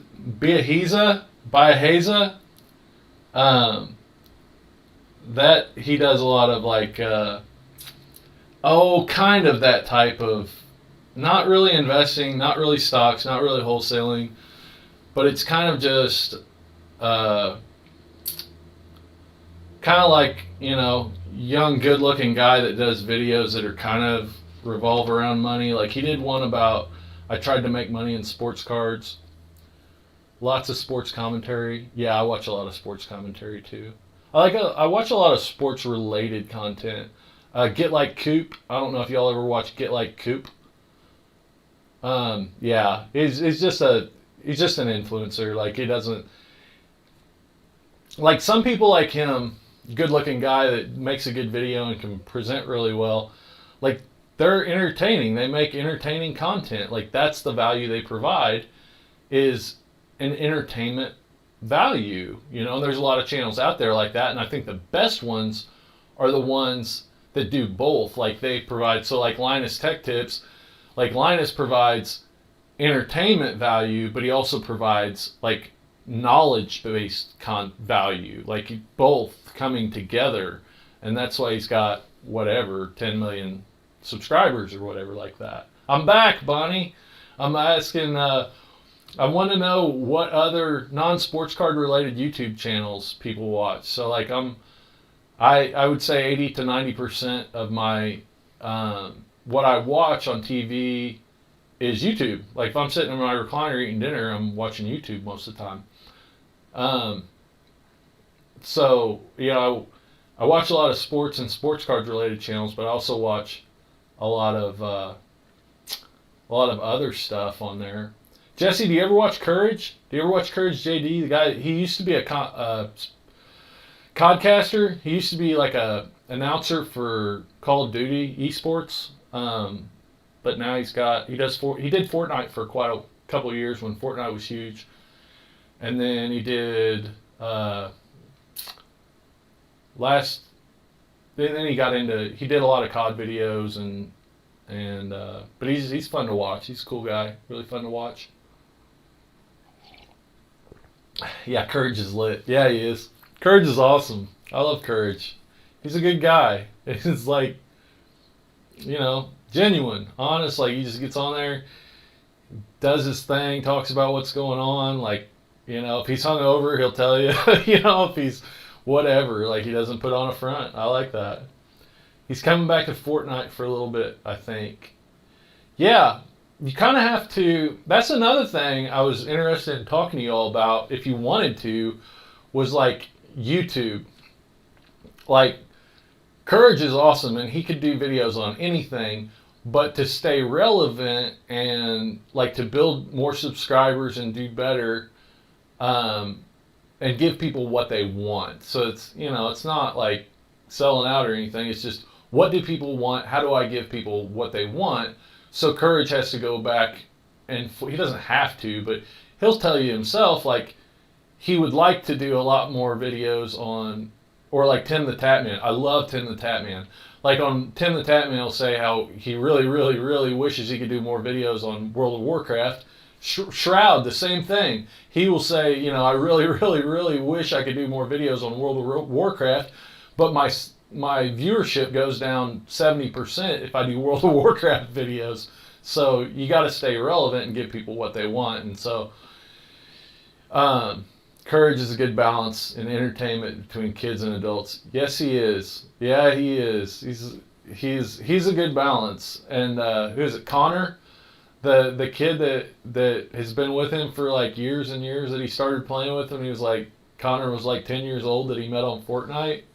And like, yeah, he's a good balance. And I hope a lot of those professional esports guys are able to get into streaming and YouTube a lot more, because that's a tough, like, it's starting to pay a lot more than it used to, especially you get into like, I just drew a blank. But some of the leagues, they pay really, really, really well. But then, like, Call of Duty, like, it didn't pay very well at all up until the last couple of years. Now it pays good. Like, Skunk makes, like, I don't know what he made over $1 million. Nah, I think he made $750 last year, like, as his contract. But then he's got, streaming in his YouTube channel and stuff as well, and he's got endorsements with Scuff, and he's got endorsements with whoever, G Fuel or Mountain Dew Game Fuel or whoever, will endorse him. But yeah, Courage is he has built one heck of a following, and he's done really well. Esports is so huge. So many people are successful from just being entertaining. Don't need to be complete top 10 pro. Yeah, for sure. Yeah, I mean, people are interested in the game, but that's not why someone will sit and watch you play a game for, however long, for an hour, 3 hours, 4 hours, or 10 hours, or like, people aren't going to just sit around just to watch the game. Like, it's got to be entertaining. So Courage does some awesome ones, and some Marcel. Oh my gosh, Marcel is so funny, and Nogla too. Like Nogla, Death and Nogla's regular channel, it's not as funny, but when he would play Call of Duty with when he played Warzone with Marcel and Courage and them, oh, it's hilarious. Oh, it's hilarious. Um, yeah, yeah. I think for a lot of people, gaming's been their saving grace. I played a lot of COD earlier this year. It's so frustrating. Skill-based matchmaking is just ridiculous. Like it's so frustrating. You can't win. It's not like you just have to grind or you're just getting demolished all the time. But met a lot of cool people, had a lot of fun. There's nothing else to do. I wish I would have started my channel at the beginning of the year. That's what I wish. But I didn't, and now it's like juggling, work and doing this, and I love it. I really enjoy it, and I'm super grateful that anybody's willing to stick around and watch me. But yeah, I wish I would have started sooner. Like, I definitely wish I would have started sooner. But to everything there is a season, my friends. To everything there is a season. I want to look up this, and I don't even know if I'm supposed to do this on YouTube, but I'm going to do it anyways. Secret Base has this video about Barry Bonds that is just ridiculous. I'm going to play a little bit for y'all. Secret Base Barry Bonds.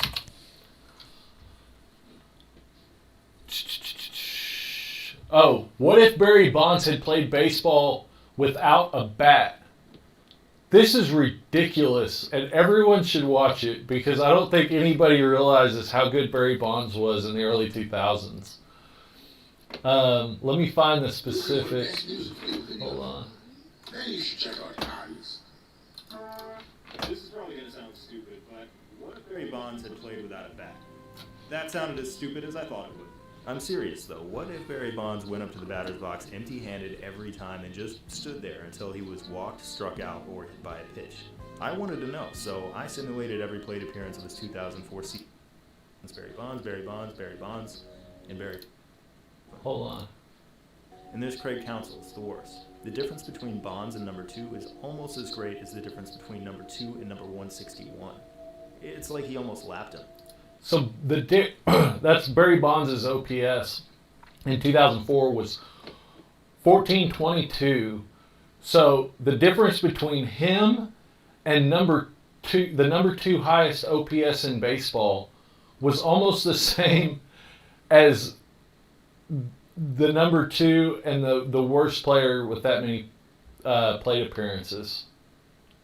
It's ridiculous. It's ridiculous. Barry Bonds... Of course, he was juiced up to the max, but still. In 2001, he hit a major league record 73 home runs, but in 2004, his OPS was better despite hitting far fewer home runs. Turns out there's only one thing more powerful than home run ability: fear. The rest of baseball was scared of him. In 2004, opposing pitchers walked Bonds 232 times, an all-time record that is probably unbreakable. 120 of those times, the pitcher did the work for him by walking him intentionally. This is another unbreakable record because even if you look at the all-time top 10 intentional walk, 120 intentional walks. So he got walked almost once every game. Almost once every game in 2004, he got walked. Like 3 out of every 4 games, he got not walked. He got an intentional walk. They intentionally did not throw to him. 3 out of every 4 games in 2004. Oh my gosh. That is ridiculous. His total doubles or triples the rest of the field, including guys like Barry Bonds, Barry Bonds, Barry Bonds, Barry Bonds, and Barry Bonds. 6 out of the top 10. Respect is to walk a man with the bases loaded, as Greg Olson did to Barry Bonds in 1998. Now, second to that would be walking a guy with the bases empty. The worst that's going to happen is a solo home run. Are you really that scared? It happens, but it's rare. Since 1930, it's happened 165 times in all of Major League Baseball, so about twice a year. Here's a very brief history of the bases empty intentional walk. For a long time, it almost never happened, and then it started happening way more. Those chunks in orange are all the bases empty intentional walks issued to Barry Bonds. Look at 2004. They issued 19 intentional bases empty walks in Major League Baseball, and they were all to Barry Bonds. This isn't just a bunch of bars and numbers you're looking at. This is fear. Fear was his bat. Let me know if He didn't need a bat. if you all find this at all as interesting as I do. I just think this is the coolest thing. I always learn stuff from these videos. Okay, so this is the nature of our experiment. Barry Bonds travels through a wormhole back to 2004 and relives each one of his 617 plate appearances.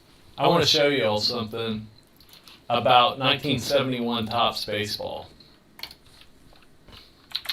So this is 1971 Topps baseball. It's my favorite set. It's the one that, if over the course of time. Oh yeah, it is. It's really interesting. He does them on a lot of sports, but he does a lot of them on baseball. So this is my favorite set of all time. This is my bank account. So like all of the money that I make in sports cards eventually goes into 1971 Topps baseball. 1971 Topps baseball, Black Beauties as they're called, are historically very condition sensitive.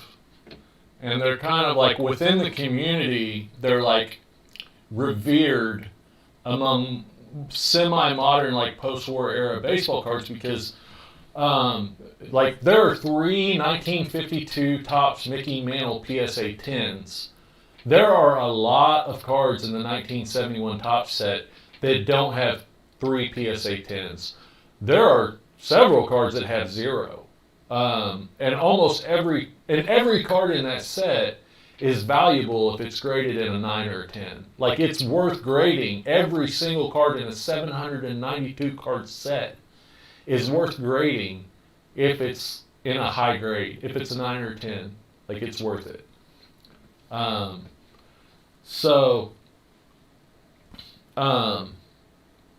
just wanted to kind of visit, just to show you all a little bit about vintage and like what's there, to kind of bring it in. So this is the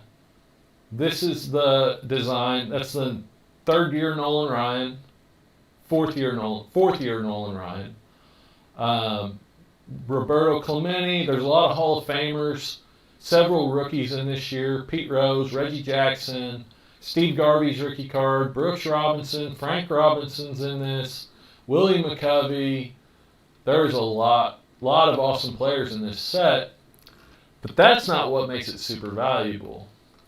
What makes it super valuable is population. Like there's very few in really good condition, even coming out of unopened packs. Like centering was really bad.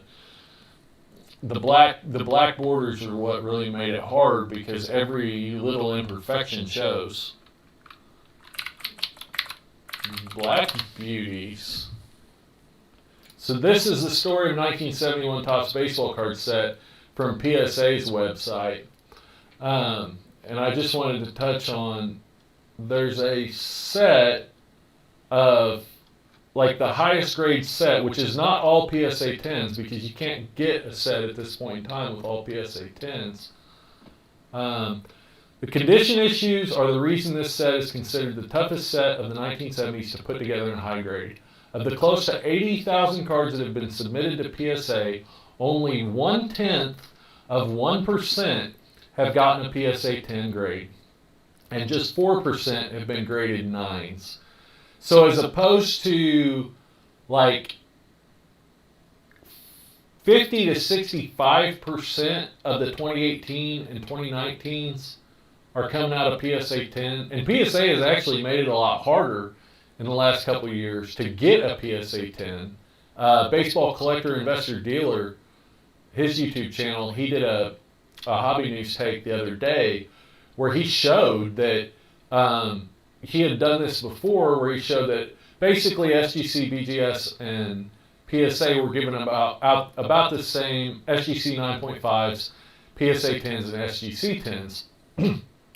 BGS 9.5s, SGC 10s, and PSA 10s. The percentage of cards submitted of modern cards that they were given out in 10s was about the same. It was around 70% of modern cards that were submitted got 10s, or 9.5s in BGS case, which is pretty much the same. So, in the last year, the 2019s, PSA has started grading about 20% less than BGS and SGC in PSA 10s. I think that's really interesting because I think they're doing that for a reason. I think one of those reasons could be that they want to maintain that price superiority over BGS and SGC. So they're making it harder to get a 10 so that people are continually willing to pay more for a PSA 10 than they are BGS 9.5, right?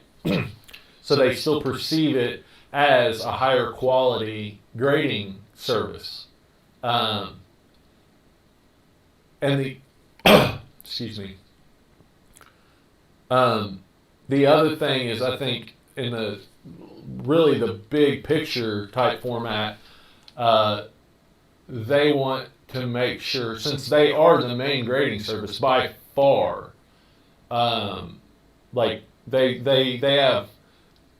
there's 6 to 7 times more PSA 10s, more cards submitted to PSA than there are BGS, which is BGS is second. So they want to maintain some. I think they're trying to maintain some market value. Try to stretch this boom out as much as they can, because when stuff starts to sell off, the more of them there are, the harder it'll drop, right? So you take that 20% into effect, and if you're talking about Zion, like instead in 2019, so instead of there being 16,000 PSA 10s, if they had been grading the same as they were before, now you're looking at 20,000 PSA 10s, 18, 19, 20,000 PSA 10s. And I would say before it's all said and done, once they get caught up with their grading, more product gets open, more product gets put out there, there will be 20 to 25,000 PSA 10 Zions and John Morant's probably. That's just what it shows, basically. We'll see. Just in Prism. But anyways, I thought that was interesting. So, but 1/10 of 1% of 1971 Topps have been graded PSA 10, and just 4% have been graded 9s.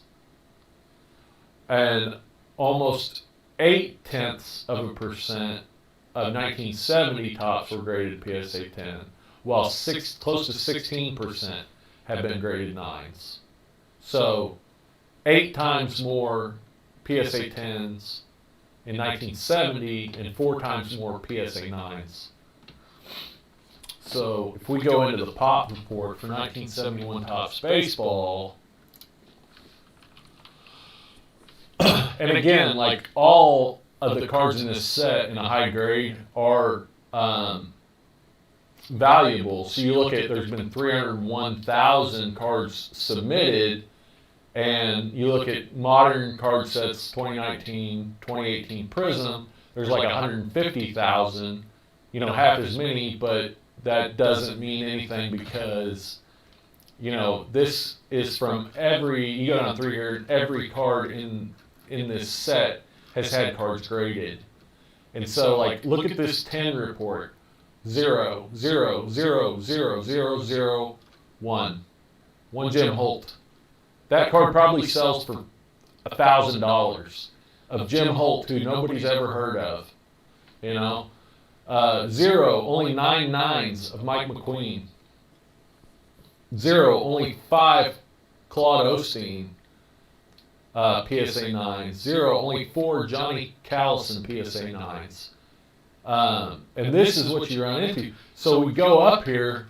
There's been 242 PSA 10s given out in the night of the 792 card set, 1971 Topps set.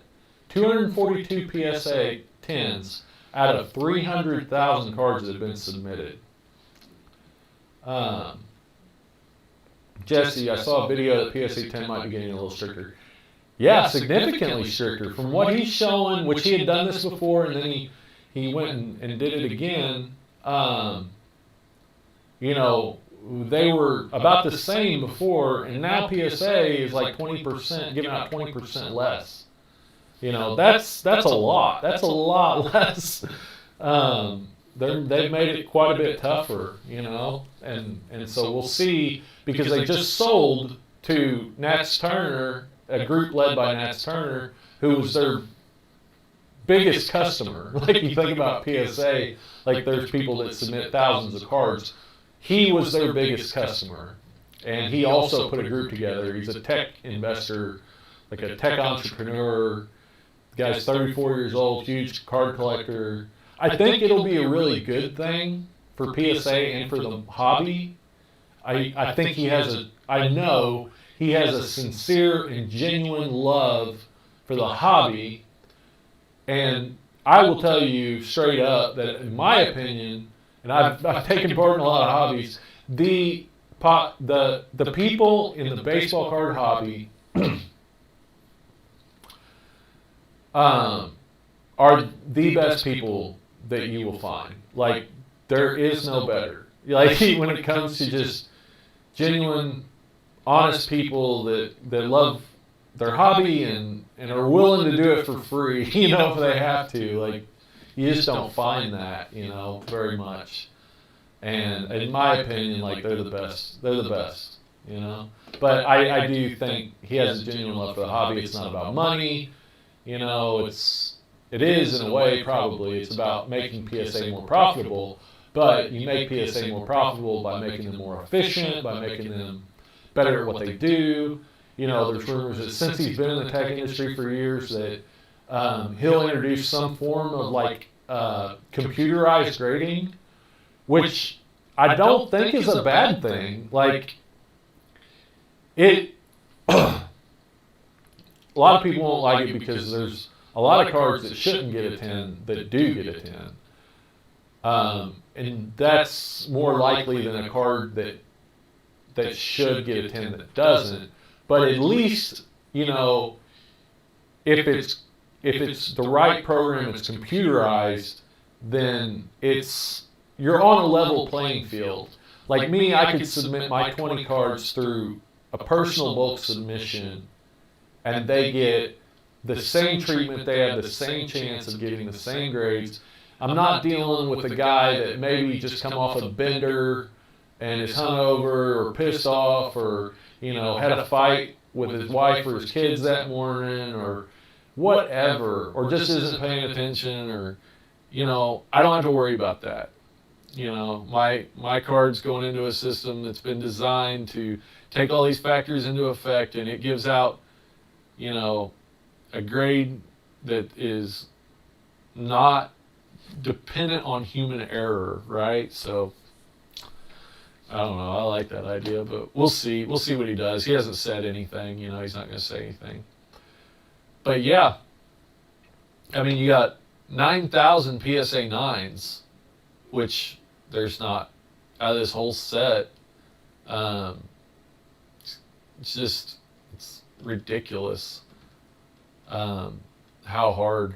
You cannot put a PSA 10 set together of this as of today. Like, it's impossible. There just aren't hardly any. Only maybe like 30% of the cards in this set. Not even that. Probably more closer to 15 or 20%. Because I know there are some cards in this set that I know there are some cards in this set that have more than one PSA 10 example. Probably some. So Tony Canigliaro. Probably some of the more collectible guys who were maybe protected a little better in the early days. I don't know. Tony Canigliaro was a big big guy in his day. I'm pretty sure Tony Canigliaro was the Rookie of the Year in 1970. So he's got like an All-Star Cup card in this set.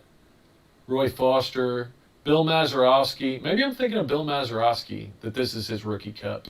But anyways, Bill Mazeroski, he was a more collectible guy back in the day. He's got 2 cards that are PSA 10. Dennis Mickey, never heard of him outside of this set. Let's see here. I like to test my theories out, see if I know anything. Checklist, red helmet or orange helmet. There's 2 of them. Orange helmet, red helmet. But the most notorious card in this set is Claude Raymond. And if you want to sound cool, if you're ever talking to anybody about 1971 Topps baseball, if you want to be the coolest guy in the room, bring up Claude Raymond, who out of 449 cards submitted to PSA has 0 10s, only 2 9s, none with qualifiers. So qualifiers like off center or stained. He doesn't even have like a 9 off center. 2 9s in existence, no 10s. 48 8s at 2 8.5. So there's 2 9s, 2 8.5s. That's the plus sign. So the plus symbol says, there's an 8.5. So there's 2 8.5s, 48 8s. But of those 50 cards, 16 of them have qualifiers, whether they're miscut or off center or stained or whatever they are. So a qualifier will normally knock a card down in pricing by 2 grades. So all 16 of these cards that are 8s are selling as a 6, right? A PSA 8 off center is going to sell as the same as a 6 basically. So 8s, 9s, and 10s, you take those 16 out and there's 36 cards total of Claude Raymond that have been graded either an 8, 9, or 10 by PSA. It's just ridiculous. Oh my gosh. So anyways, yeah, I love this set, and I don't know what's going to happen with vintage over time. Set building has pretty much gone out of style. Like, I don't see it ever coming back. Potentially, like, what I see is potentially more people making what they call master sets of certain players. So there's like a Ken Griffey Jr. master set, or like a Michael Jordan master set, and that has like all of the main cards from there, of all the cards that were produced of them, all of their main cards. So I know there's people out there that are trying to put together like the Michael Jordan master set with every one of his main cards and inserts, and Ken Griffey Jr. master sets. So I think that might be a thing. But as far as like building regular sets, I feel like that's done. That's gone the way of the dinosaur. And I don't really think it'll come back. I have this like macro theory, like overarching theory, that because of minimalism, because of people trying to declutter and minimize their life, which I think is important, and I do too. That's something that I do as well. That just stuff like that, where you've got, a bunch of boxes of baseball cards sitting around making sets out of them, is going. It's gone away, and it's not coming back. Bonnie, do you have any 1971 PSA 10s, or are you just collecting sets? No, I don't have any. No, nope, I don't have that kind of money. No, I collect. Let me see what I've got. I know I've got some 8s. I've got at least an 8. Give me just a second.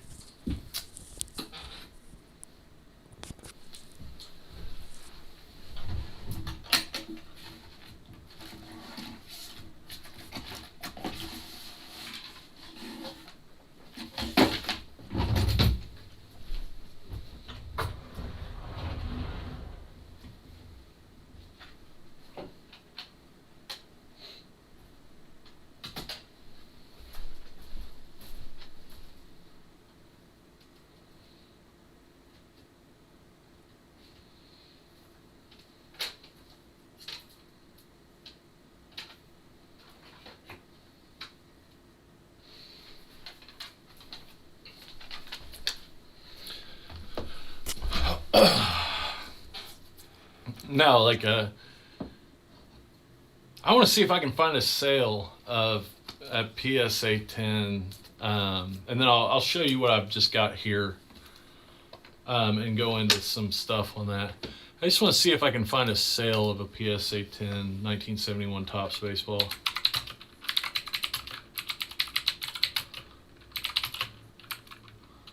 I doubt it. I doubt there are any sales on eBay.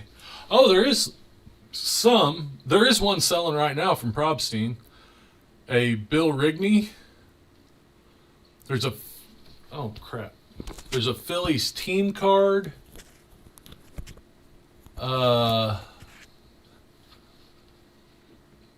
There's a Reds team card. And these two will sell. They're gonna sell like a PSA 10. There's you'd be surprised. Every guy out there that's trying to put every guy with money out there is trying to put one of these sets together wants these cards, and like anybody with that kind of money, in particular, wants these cards. Excuse me. They're just a great investment. There's going to be very few that ever hit the market. Like, there won't be very many more that ever hit the market. And like also on those Claude Osteens, like 9s and 10s, like there's 2 9s, 48 8s. There might only be 20 8s. Those others have been cards that have been cracked and resubmitted. So take that into account, not necessarily with 10s, because if somebody gets a 10, they're not going to crack it and resubmit it. Why would they? At least not for PSA. But with 8s and 9s in cards like this, they will. If they get an 8 and they think it should do better, they'll crack it and resubmit it. I mean, you're talking about a difference in, $5,000 or something like that. Excuse me. So, yeah, there's a lot of reprints out there. Price plus shipping highest. So, yeah, none have sold. There haven't been any sold. But it looks like there are 2 that are getting ready to sell.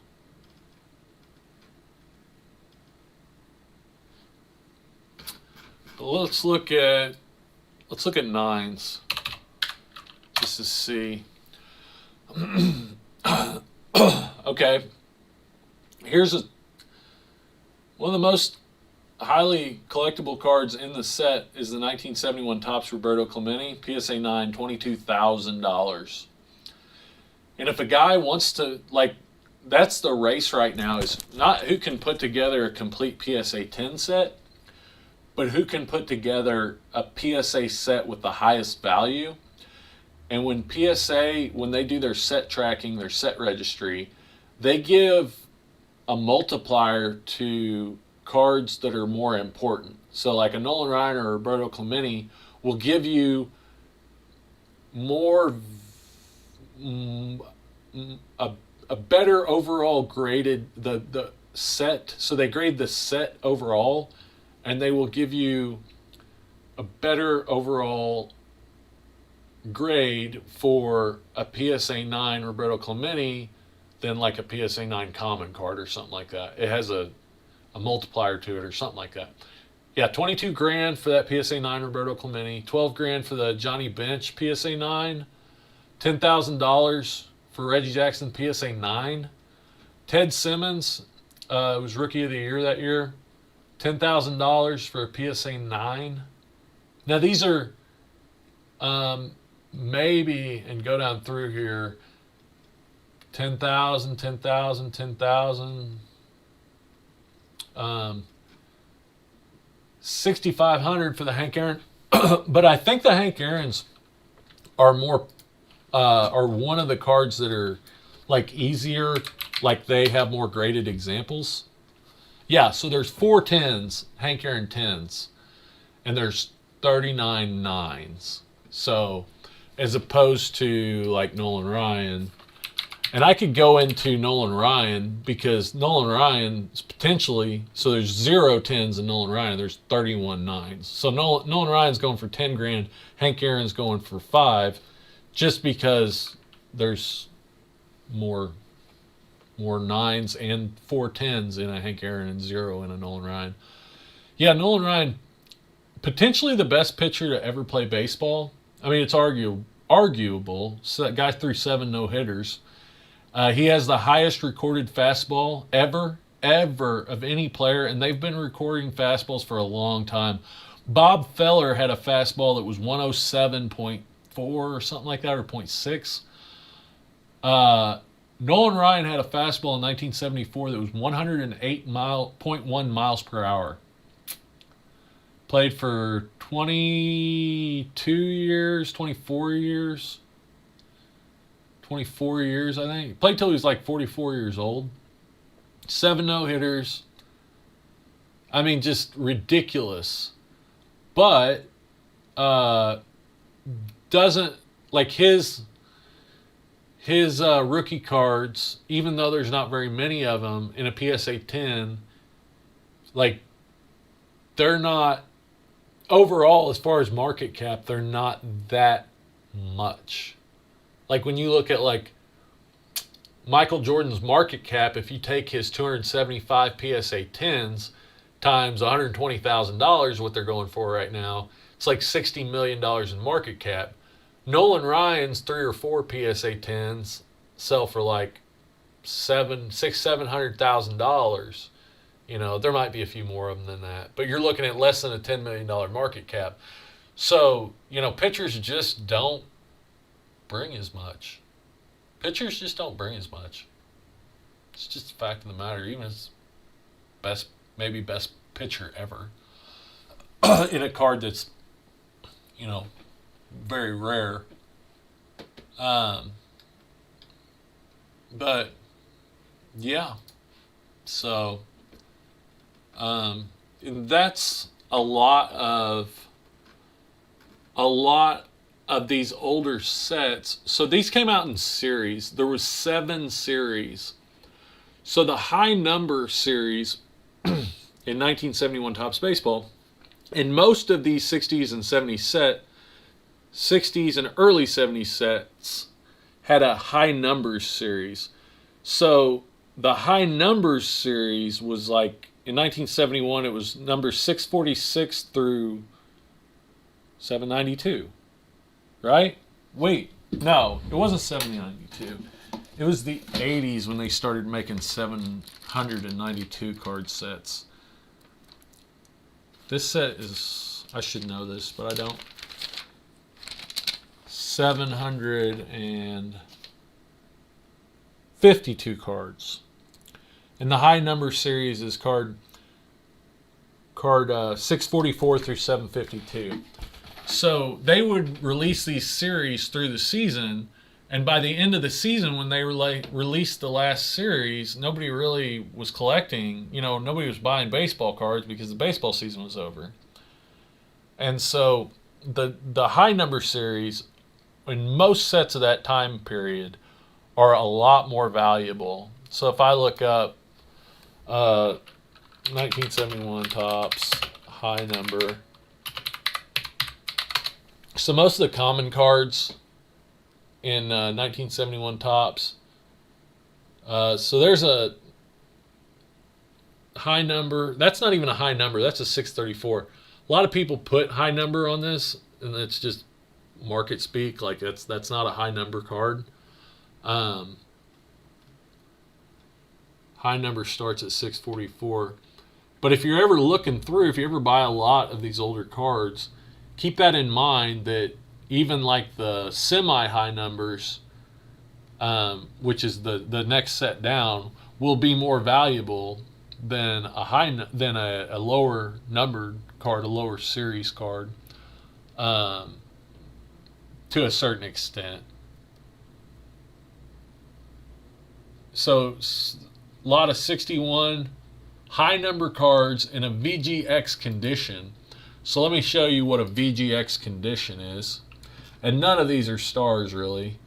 But that's VGX condition. Like, not good. Like, rounded, seriously rounded corners. VGX is like a 3/4, and none of these are 4s. None of them. Like, it's marked VGX, and they are all 3s. You'd be surprised how bad a card can be and still get a 3. Like, basically, if it doesn't have a crease right down the middle, it can get a 3 for the most part. Or if it doesn't have markings or whatever, it can get a 3. But yeah, these are VG3 condition, and they sold in a lot of 60. They sold for $5 a piece, and they're all commons. Like, that's like when I was buying these in this condition, you could get them for $1 a piece, and I was buying several of them. And actually, what do I got here? Let me switch over and I'll show you some of the ones that I have here. So, here's a high number. Ichiro Ruiz. That is a PSA 7 miscut. So that's number 686. It's a PSA 7 miscut. So that would sell the same as a 5. But when you get into vintage cards, there are people that collect miscuts. This is a whole box of miscuts. And I might actually get some of these graded, because these cards are, like everything else, starting to go up in value. Like I said, they've probably gone up. They've gone up quite a bit since I started collecting. And so I've got a whole box here of miscuts. Like, see that one? That you can see the picture of above it, part of the picture above it. There's another one. Like, these are all miscuts. This is a Bud Harrelson Mets card when Nolan Ryan played for the Mets, and that's Nolan Ryan, pretty sure. And they sell this card as a Nolan Ryan card sometimes. They'll like label it a Nolan Ryan. Like, it's crazy. They'll try to sell it as a Nolan Ryan card because he's on the picture. This was the first year that they made action shots in base cards. So these are like, they posed for this picture, as opposed to that Bud Harrelson card is an action shot. They're actually playing in the game and they took a picture of it. This is the first year where Topps ever did action shots as base cards. They would have action shots. So there's that Roy Foster that we were looking at earlier that had like 2 PSA 10s. That's his all-star rookie. It was an all-star, I guess, in his rookie season. But yeah, I set several of these aside from sets that I went through. Yeah, Nolan Ryan threw 108 miles an hour. That's on record. That's recorded. Like, that's, we haven't seen anything close to that in the last 20 years. Not anything close at all. Jesse, do you like NBA hoops? I think that series is also slept on. Yeah, I do too. I think it's slept on a little bit. It's a cheap set, but it's also a set that's been around for 30 years, and it's probably not going anywhere. And it's always been a cheap set, but,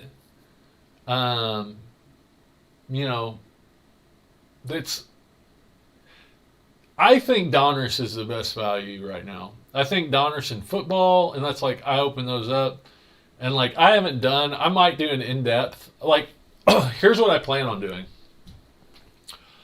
I plan on doing a series called Unopened, where I go in depth into the numbers of what the return on investment would be if you were to buy this unopened box or set in with market value. So go into, okay, a 2018 Prism, a hobby box of 2018 Prism is like $12,000 or something like that, something crazy, $20,000. Okay, but then break that down. So there's, you get a certain amount of cards in that set, okay, out of the total amount of base cards in that set. So you have a certain percentage chance of getting the cards that are valuable in that set. So, you take that percentage times the market value of those cards, you come up with a number, right? I don't know if I'd do it based on PSA graded 10s or if I'd do it on raw. It doesn't really matter. Well, I mean, it does, but so you have that percentage. So if you get 100 cards out of a hobby box, base cards, out of a 400 card set, then you can expect a 25% return on whatever those base cards would sell for, whether you want to figure it raw or whether you want to figure it graded. With the centering of Prism, if I was doing that, I don't know how I'd do it. I might figure them at a PSA. You'd have to figure in grading costs, and I don't know, but I've kind of been thinking about that. And then you've got your parallels. So I would take into account, okay, what do you get? Like 2 silvers a box. And then with hobby boxes, you get a certain amount of parallels. All right, so what are the odds those parallels come on? And I would just do base cards and parallels. So, silver's a parallel, green's a parallel, orange is a parallel. You can kind of figure if you take, Luka base cards and then take the percentage of those parallels, you can kind of figure what the odds are of pulling one of those parallels. But in a hobby box, it's higher, so I don't know. But then you take, if there's 100 cards in the box, you get 2 silvers out of every box. So a silver's 1 in 50 times 400 cards, 1 in 50 times 400 cards. Possible. So that's your percentage of pulling a Luka silver that sells for $8,000. So, yes, there's a chance that you could get a Luka silver, but what is the actual value, return on investment of that box? If you were to open, 1,000 boxes, how much does that 8,000 Luka give you back on average? And it's probably a pretty low number. But going through several boxes and sets like that, I've been looking at 2014 Prism and 2014 Select. 2014 Prism, you got Joel Embiid, Andrew Wiggins, some other guys, Jabari Parker, their rookie year. So it's not big names, it's not guys that sell for a lot of money, but the population counts are a lot lower. Joel Embiid's big. He's good. But a hobby box of 2014 Prism is like $1,000, and you've got LeBron base, you've got Kobe base, you've got Durant, you got all those guys, and in other sets, you've got second year Giannis. You've also got second year Giannis. And the second year Giannis silver is ridiculous. But anyways, you got all those base opportunities. And so there's predictions I would make that would factor into that. It's just me as a person. But actually running the numbers and saying, what's the expected return on investment from this box? Based on, what cards are available and what my odds are of pulling those cards. Have you heard of Star Stock? What are your opinions? Yeah, I've heard of Star Stock. I don't know much about it. I know, it's only rookie cards. You send cards in, kind of like ComC. They give your cards a grade. I think, yeah. They give your cards a grade, whether it's Star Stock A, B, or C. And then you can basically trade them. But also, now I think they're doing PSA submissions through Star Stock. So I think a Star Stock A is supposed to be a 9 or better. I think. I think it's an interesting concept.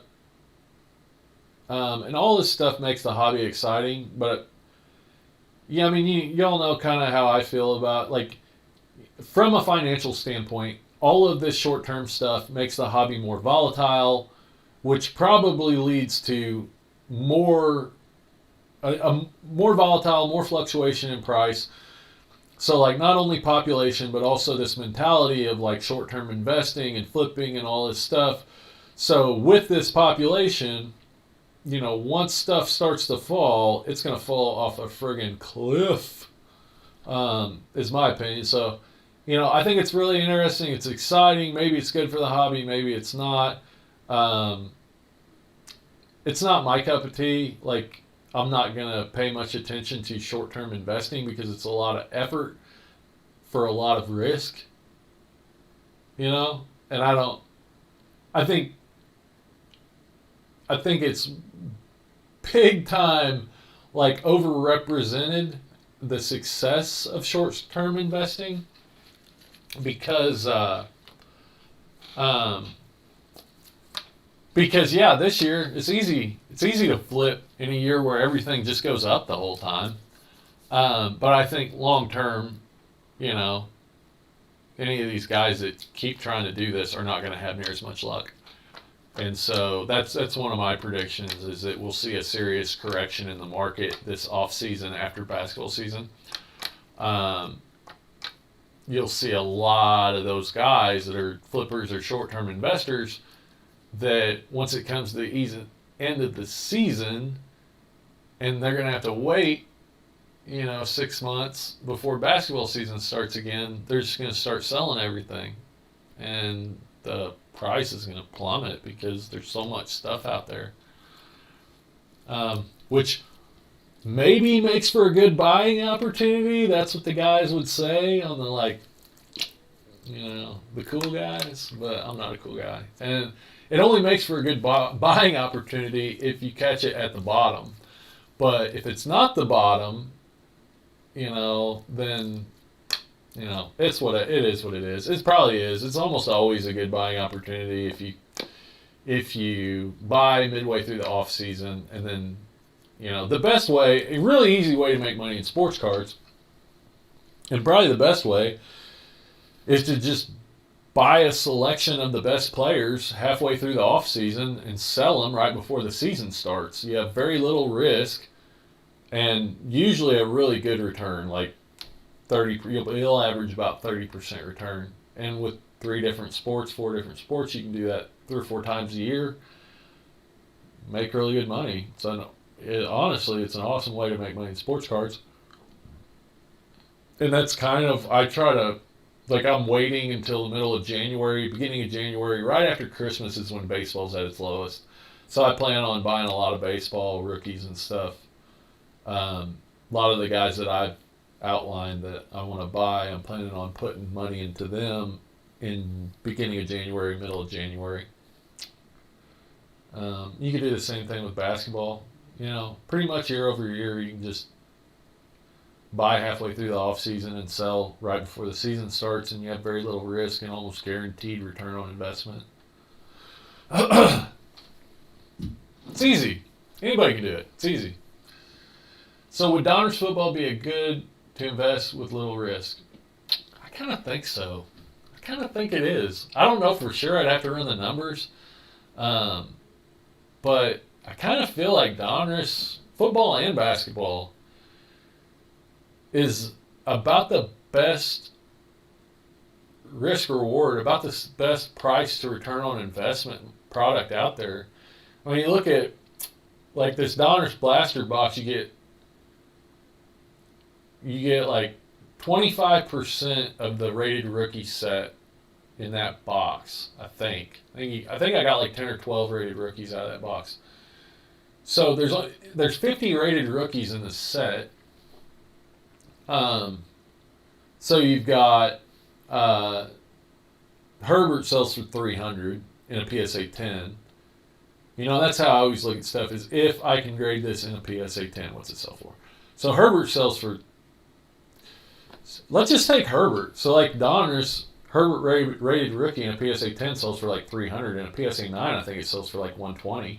So if you can get blaster boxes of Donruss, you get 5 of them for $20 a piece. That's $120. No, that's $100, and you're almost guaranteed to pull a Herbert, and everything else is cream. You know, it even pays for your grading fee for that Herbert, and even if it comes back a 9. Yeah, I mean, that's kind of how I'm looking at it right now. Is like, yeah, it's almost stupid. You know, if you can find it at retail anyways. Now, if you're doing the same thing and you're buying them for $40 off eBay, you know, then that's $200. Then you're taking a little bit of a risk. But if you can find them retail, that's, you know, I found those, and I just found 3 of them. So I picked them up and thought it'd be a good little break and a good little giveaway item. And then I got to open them, got to think about it. I'm like, oh, this represents a pretty good return on investment. It would represent a lot better return on investment if Joe Burrow didn't get injured. Because his rated rookies, they're still up there. I honestly can't believe that Joe Burrow's still selling as good as he is. I don't get it. Like, and it's just, I don't think people understand what the off season does to card prices. But we'll see. Yeah, good. I love Donners, and I collect them more than Panini. Yeah. Donners is... I like Donners. Rated rookies are iconic from the early 90s. And so that's what I grew up with. I really like rated rookies. I like the designs. So, yeah. I mean, I really like Donners. But then you take into account, like, there's other rated rookies that sell well in a PSA 10. Tua sells really well. I think Ruggs does pretty good. Justin Jefferson does really good. I mean, not just Herbert, but there's like 3 or 4 other guys that'll sell for $100 in a PSA 10. So, yeah, I mean, a blaster box of Donruss football is actually kind of crazy to me, because you think about it, like I think Prism, I don't know. I mean, a blaster box at Prism, I think you get like 24 cards out of a 400 card set. So, you know, your odds of getting one of those rookies, I think there's like 100 rookies in Prism, and most of them are not worth anything hardly. Now, obviously, if you can find that at $20, then yeah, it's worth breaking. But if you got to go out and pay $75, yeah, I don't know, maybe it is. You know, that base Herbert probably sells for $800 in a PSA 10. I don't know. But yeah, I do think Donruss is a pretty good investment.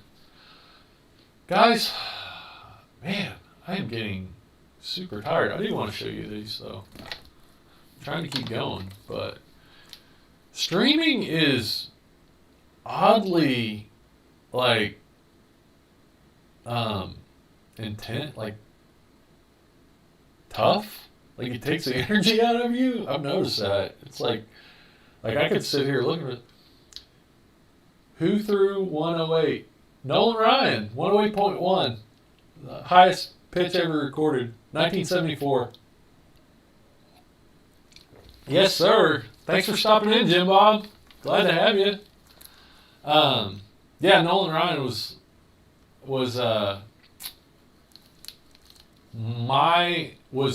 my favorite player up until he retired in 1992. 92?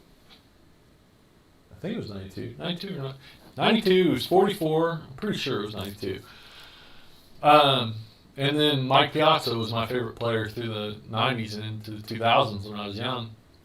But yeah, from what I understand, everything I've looked at, yeah, Nolan Ryan threw 108.1, the highest recorded pitch ever, and the second highest was Bob Feller, I think, who, after a little bit of computing, because he threw on a chronograph machine, not a radar gun, which chronograph is supposed to be more accurate, but anyways, that Bob Feller threw 107.6 or something like that.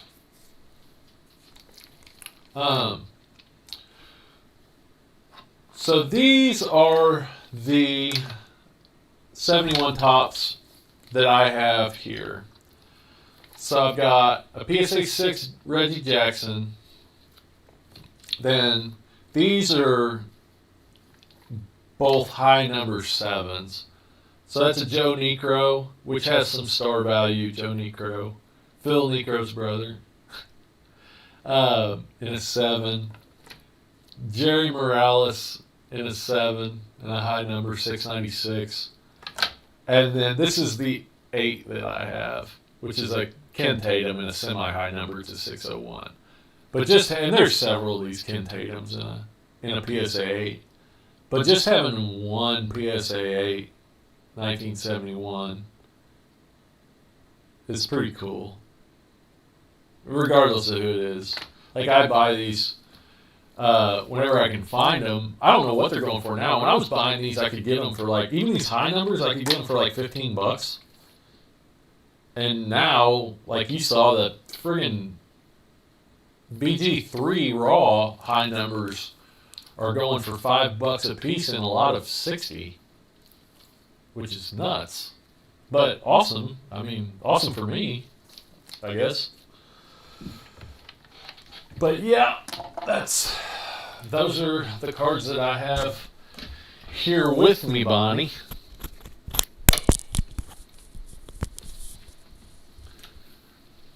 Yeah, Nolan Ryan had a great run. Just ridiculous. And he was still, kicked Robin Ventura's ass whenever he was like 44 years old. I think it was his last season in baseball I think it was his last season and Robin Ventura's rookie season, maybe? I don't know. All I know is he made him look pretty foolish. The guy picked a fight with a 44-year-old guy and got his butt whooped. I don't know if y'all have ever seen that, but yeah. I mean, I don't know if it'll ever change. I think Nolan Ryan's a great investment. Don't get me wrong. Like, he's always going to go up, like, in value. Well, I mean, over time. I mean, as long as baseball cards are still considered valuable, his cards are going to go up in value. I don't know that it'll ever change to where pitchers are valued more because, like I said, his market cap of his rookie cards in the PSA 10 is like, probably a third of what it should be. Like, it really, even is, you can't compare him to Mantle and Jordan, but even comparing him to like the top level beyond those greatest of all time players, he still ought to, in that rare of a rookie card and that old, like, he still ought to have a $15 million market cap in those cards. So I think there's only 3. So I think it would be like $5 million a piece. And I'm getting pretty deep here, but his rookie, let me look those up. 1968 Topps. Wasn't it 68? Pretty sure it was. Yeah, it was 68. Yeah. Oh shit, that's football. Sorry, guys. Let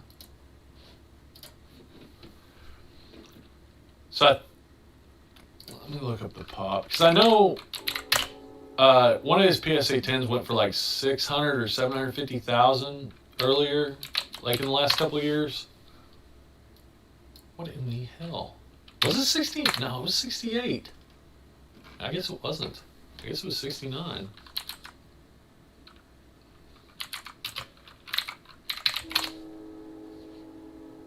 Was it?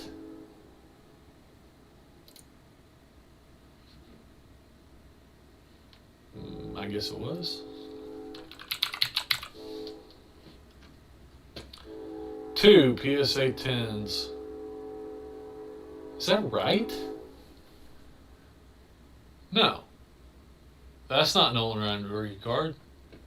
Nolan Ryan's rookie card was 1968. Nolan Ryan, Jerry Kuzman.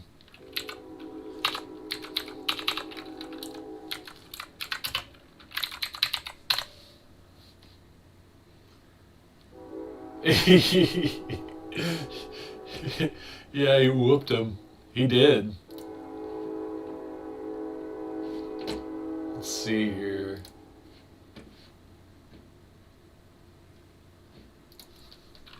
It's weird. I'm having a hard time finding. Yeah. Oh, they had it under N. Ryan and J. Kuzman. So yeah, there was one PSA 10 Nolan Ryan rookie card, and it sold for like $600,000-$750,000, which I think is really, really, really stupid of a market cap. You know, when one brand of Prism Luka cards has a $22 million market cap, and in a PSA 10 in base cards, don't be talking about Ventura like that. What are you, a White Sox fan?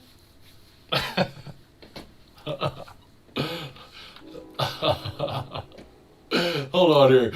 Hold on here. Wait. I gotta do something. We gotta see this.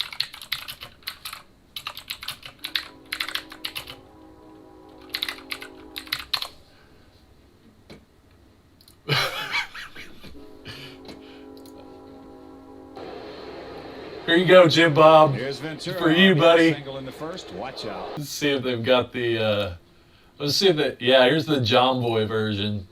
We do it every night. Run your dishwasher every night with Cascade Platinum, the surprising way to save water.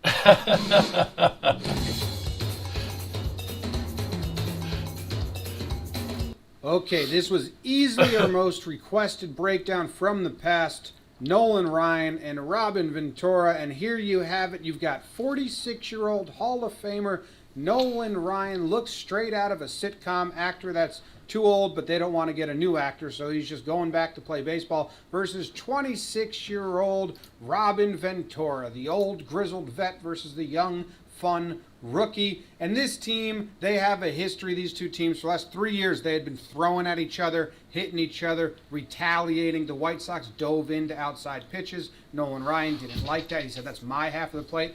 So in this game, in the first inning, Robin Ventura singled off Nolan Ryan in the top of the first to start the scoring RBI. And then in the bottom of the second inning, we had a hit by pitch. White Sox pitcher hit a Ranger. So here you go. Now Nolan Ryan, the guy who got the RBI off Nolan Ryan, right after one of his players got hit, steps into the box, and it's just too easy. Let's just plunk that, dude.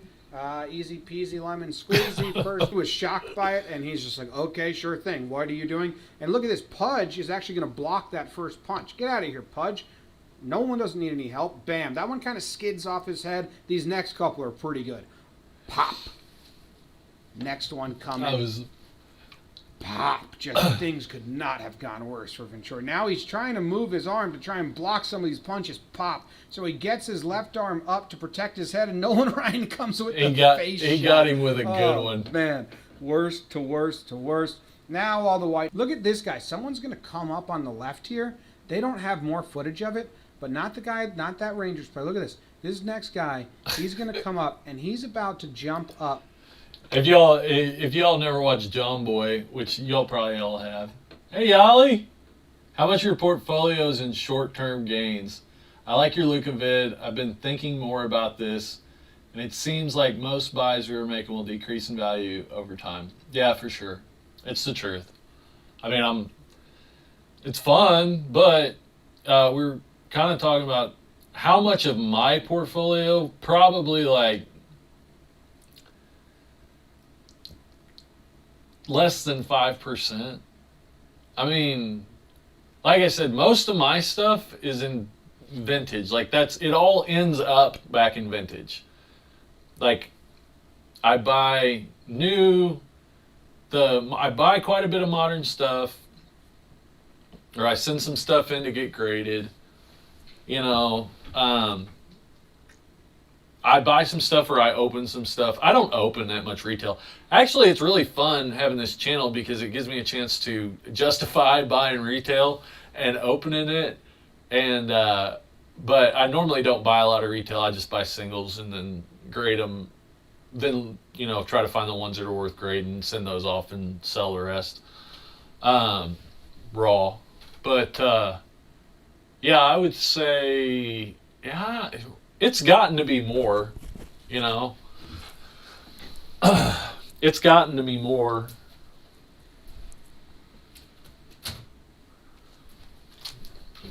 So like, this is the stuff.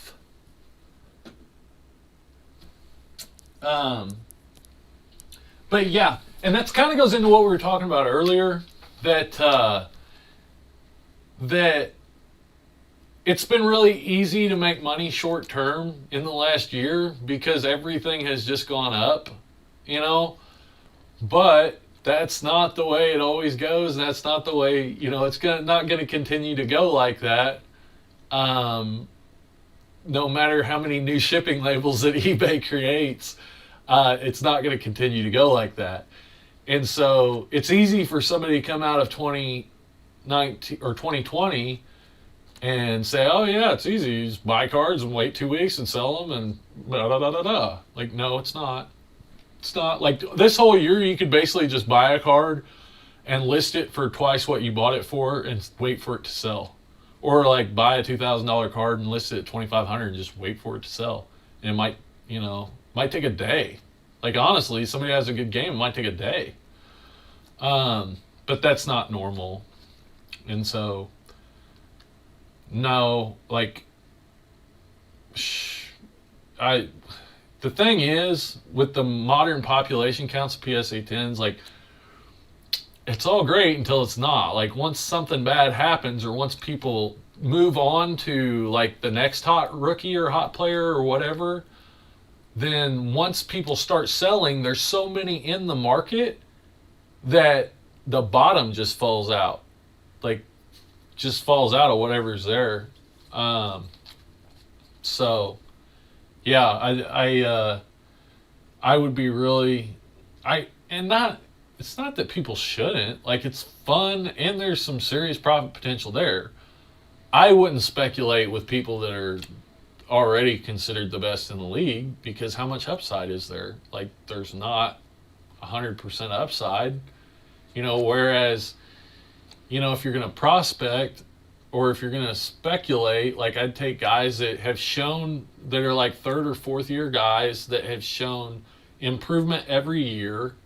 And if they track to improve, to stay where they're at or improve as much this year, then there's a good chance their cards go up. And like, some of them, like, I really think, like Brandon Ingram and Bam Adebayo and some of the guys I outlined, I think they have 300 to 500% ROI potential this year. Whereas like your guys that are already the best, they don't have that potential. So they're not, in my opinion, even in short term, they're not as good of an investment. But yeah, I mean, if I was just starting out and I had $10,000 to put into sports cards, I would put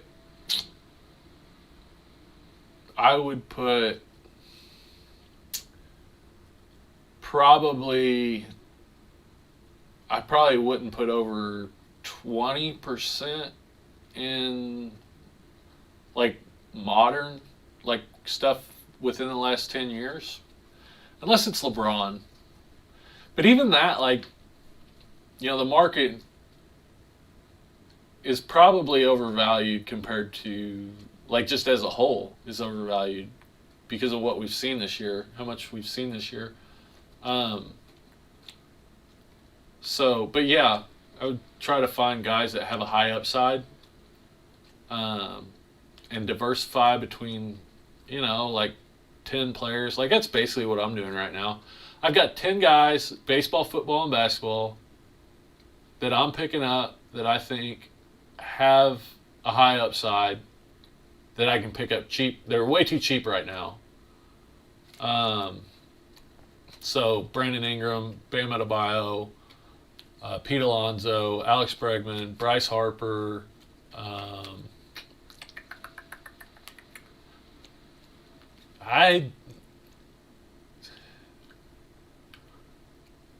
don't know that. I don't have any football. Football's tough. It's midway through the season. Like, I have some football that I'm submitting to PSA right now, but I haven't been buying anybody because, like, what are your odds? Like, in football, your odds of somebody turning out to be good or having a good season and not getting injured, like, even people that stay healthy. Like, I remember when Chad Ochocinco was, like, one of the best receivers in football, and then, like, 2 years later, he's retired. You know, he wasn't even that old. I was like, what the hell happened to him? You know? Gotcha. Yeah, I'm new to collecting from when I was a kid. I've been buying a bunch of stuff, and I don't like the idea that I'm going to flip something to someone who will likely lose money. Yeah? We need to flip to make some money. Yeah, right. Yeah, right. I think the best buys right now are Barry Bonds and Roger Clemens, because I think they have a really, really good chance of getting in the Hall of Fame this year.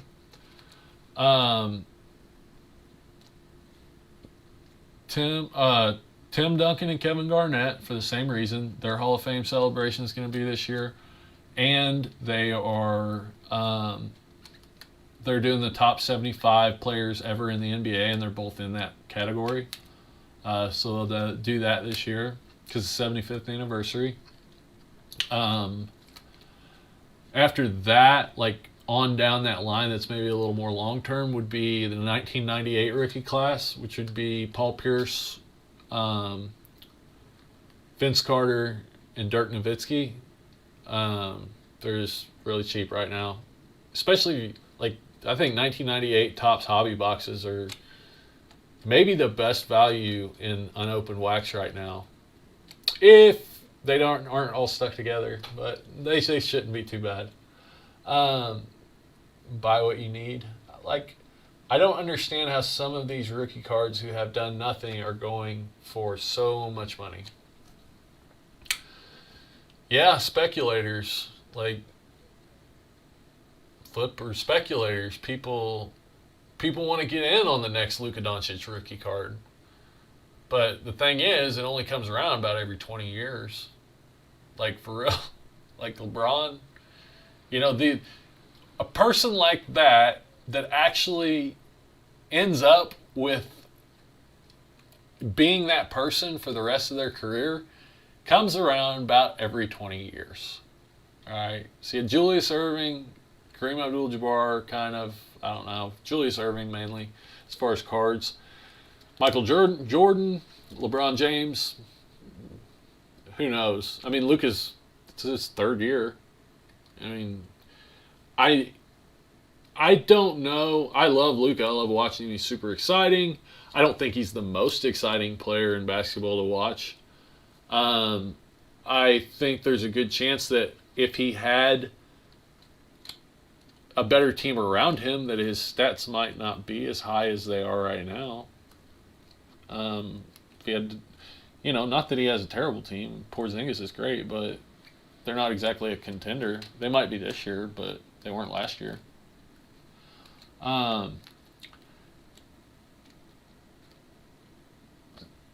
Yali. So true, Yali. Buy what you need, yeah. So I wanted to do it for fun and downtime, but then I feel like, how am I buying cards now that are purely speculative, right? Okay, so that's basically where I'm at, and probably 50-50. But now, I think I'm just going to sell off all my speculative stuff like Darius, Kelton, and Bol Bol. I bought a bunch of DK, RPAs, and mainly rookie cards. Oh, okay.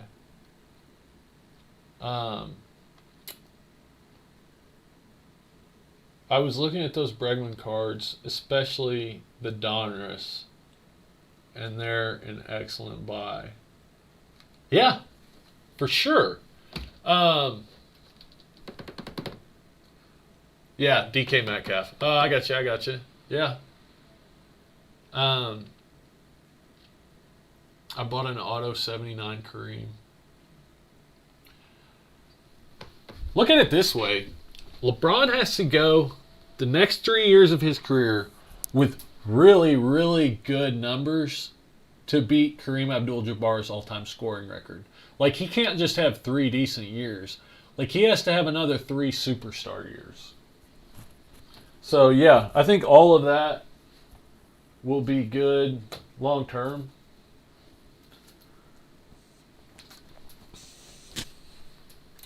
Some of the Bregman stuff I've been picking up. I have picked up some 9s.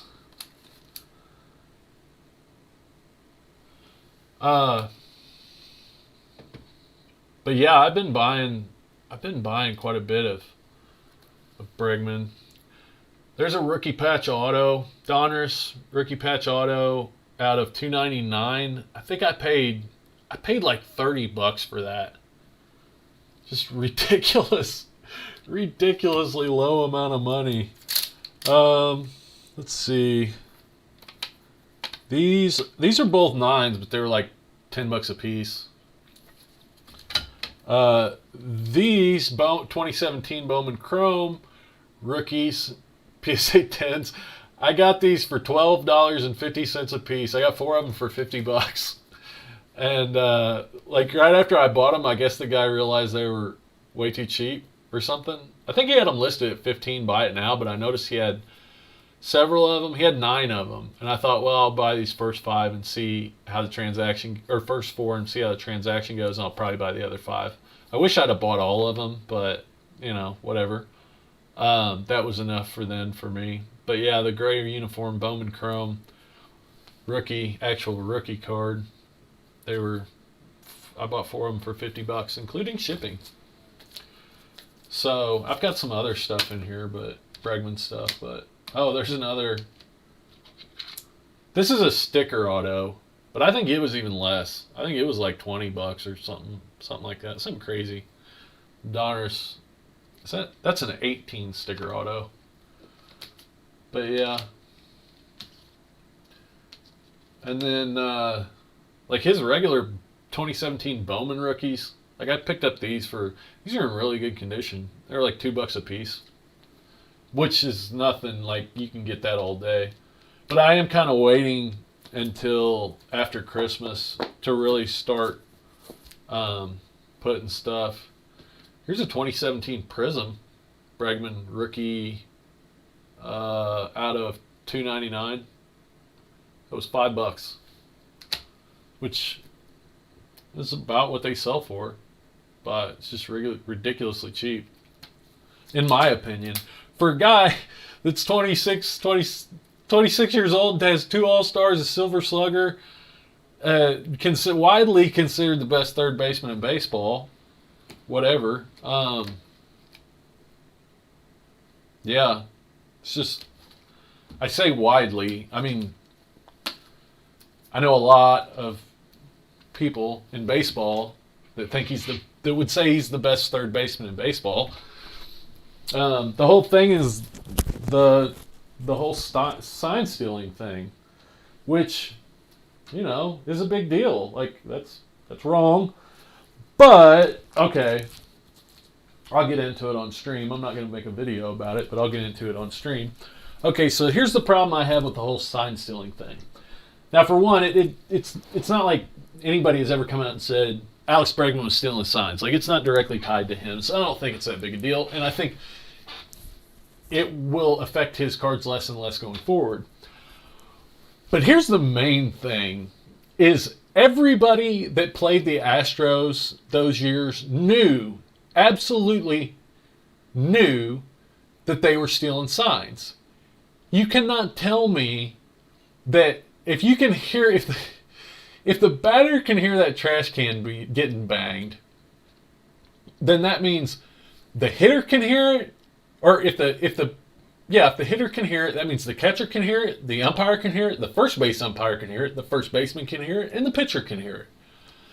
So the whole time they're doing that, everybody in baseball, the umpires included, know that they're doing it. You cannot tell me that a home plate umpire or a catcher or a pitcher does not notice that there's this loud bang going off every time they throw a changeup or whatever. So everybody knows about it. Nobody says or does anything. Now, why? Like, why? Is it just because, unspoken code of baseball? I don't think so. I think, one, if it's just them, I think there's two options. Okay, one, if it's just them, no. I think, one, if it's just them, the league doesn't want that being publicized, all right? But the league did nothing to stop them. Apparently didn't even tell them to stop, and they could have done that without publicizing it.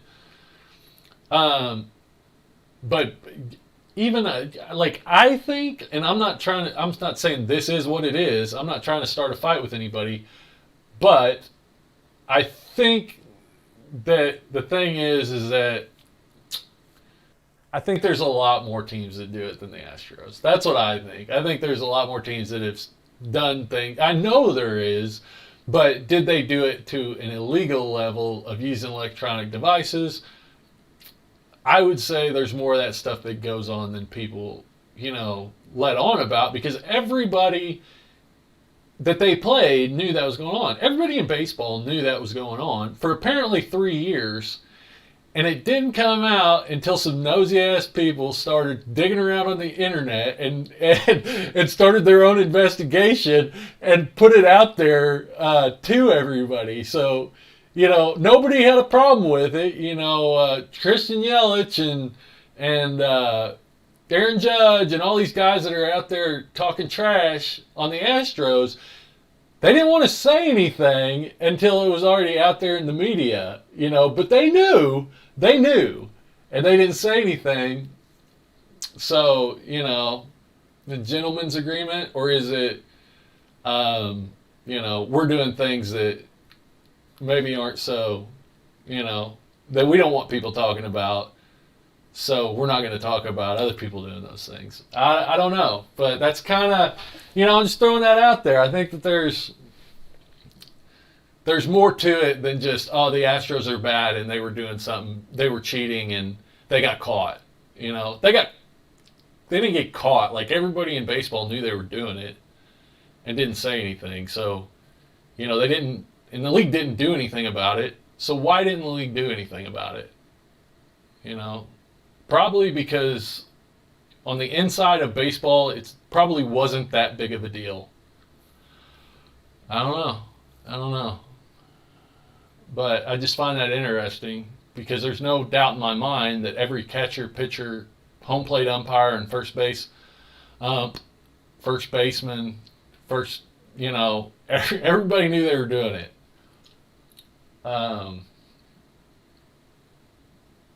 Astros got caught early, so that's a good thing for those young players.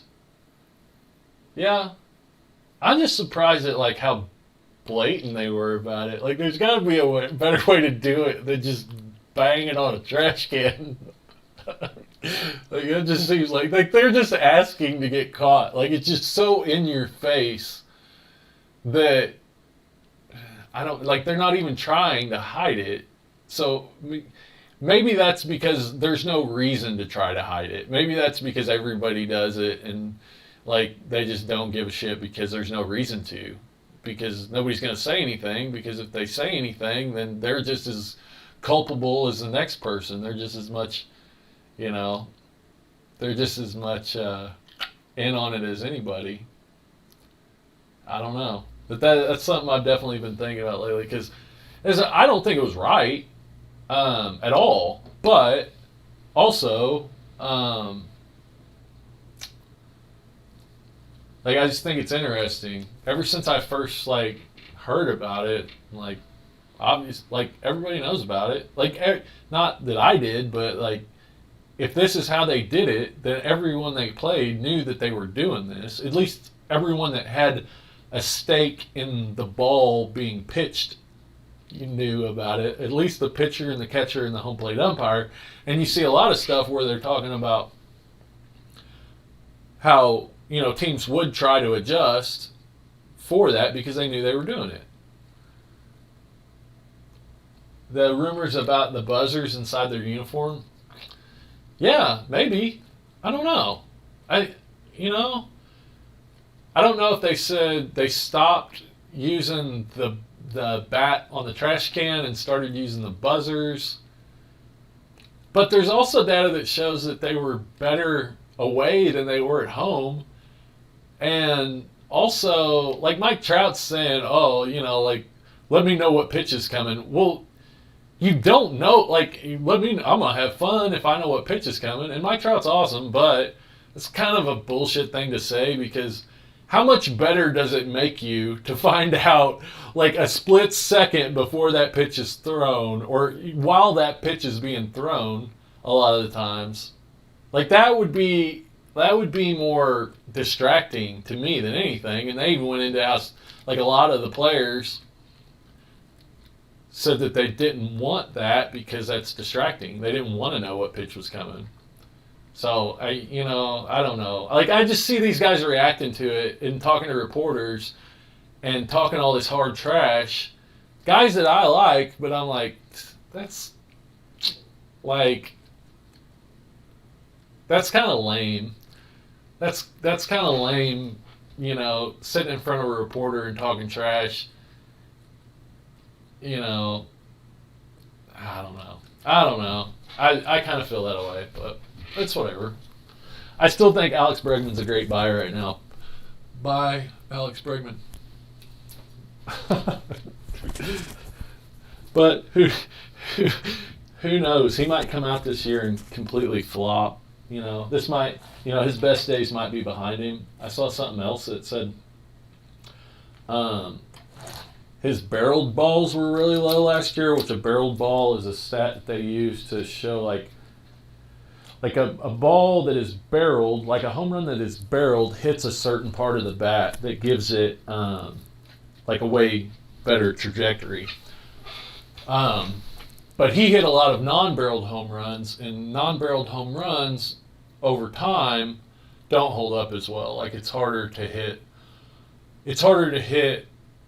over time. It's harder to maintain high home run numbers as you get older if you're not hitting barrels. So we'll see, but I don't know. He's so cheap right now for a guy that, in 4 years has 2 All-Stars and a Silver Slugger, a Gold Glove. I think he's got a Gold Glove. I don't know. Just seems super cheap to me. Same thing with Pete Alonso. Guy that hit 53 home runs in this day and age, in his rookie year, and won the home run derby against Vladimir Guerrero, and they both set records. Like they both broke the record for most home runs in a round, and I think every round. They were hitting like... Why are Mike Trout's cards so expensive? Even though he has not won a championship, is it the numbers or the MJ factor? I think Mike Trout's cards are just expensive because he's just an awesome player every year. He doesn't have a championship, but he has a lot of MVPs, league MVPs. Let's look up Mike Trout. I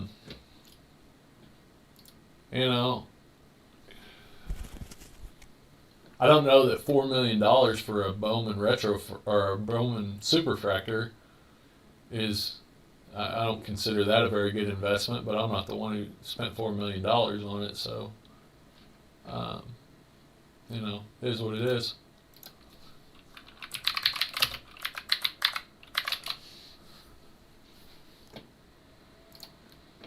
Let's see.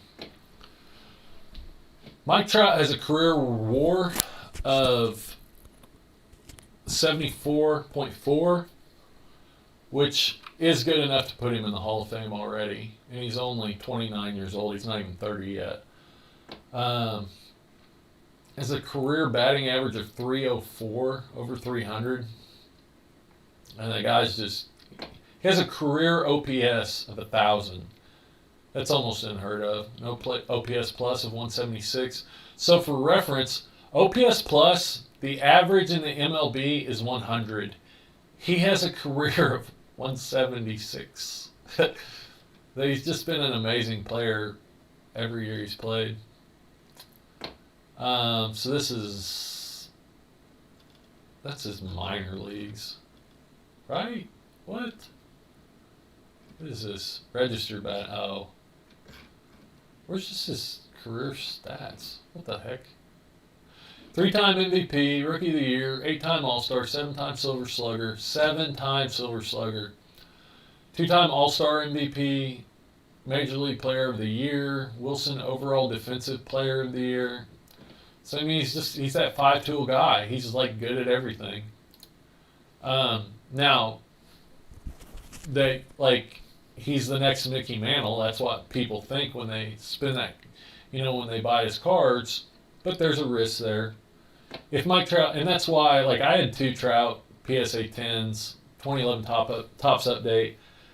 I had 3 actually. I had a PSA 9, and I had 2 10s. I had a complete set of 2011 at Topps update, and I sold the 2 10s along with the rest, like an Altuve and JD Martinez 10, and a full complete set for $2,500 in 2018, which is probably $7,000 now. Would probably sell for somewhere between $5,000 and $7,000 now. But I'm pretty happy with the $2,500 I got in 2017 or 2018, because had he got hurt, maybe it was the beginning of 2019. I can't remember.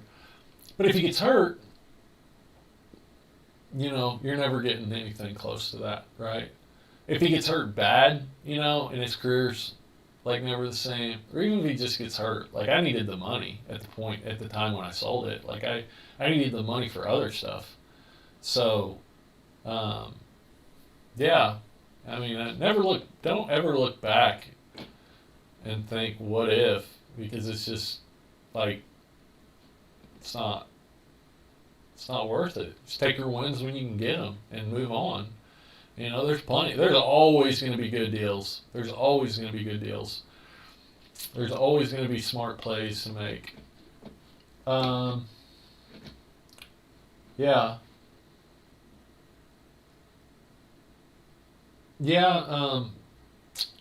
One of the reasons Mike Trout's cards are so expensive is because he plays in LA. He plays in California. So, it's a big market. Big market players get more attention. They have more collectors. They get higher prices. Yankees players get higher prices than pretty much everyone else comparable player in the country. But yeah, I mean, there's still risks, especially for what his cards sell for. There's still risks there. But considering, baseball and basketball and football are completely different when it comes to cards. Football's really tough. I don't know. It's hard for me to recommend football cards to buy. Basketball, just because people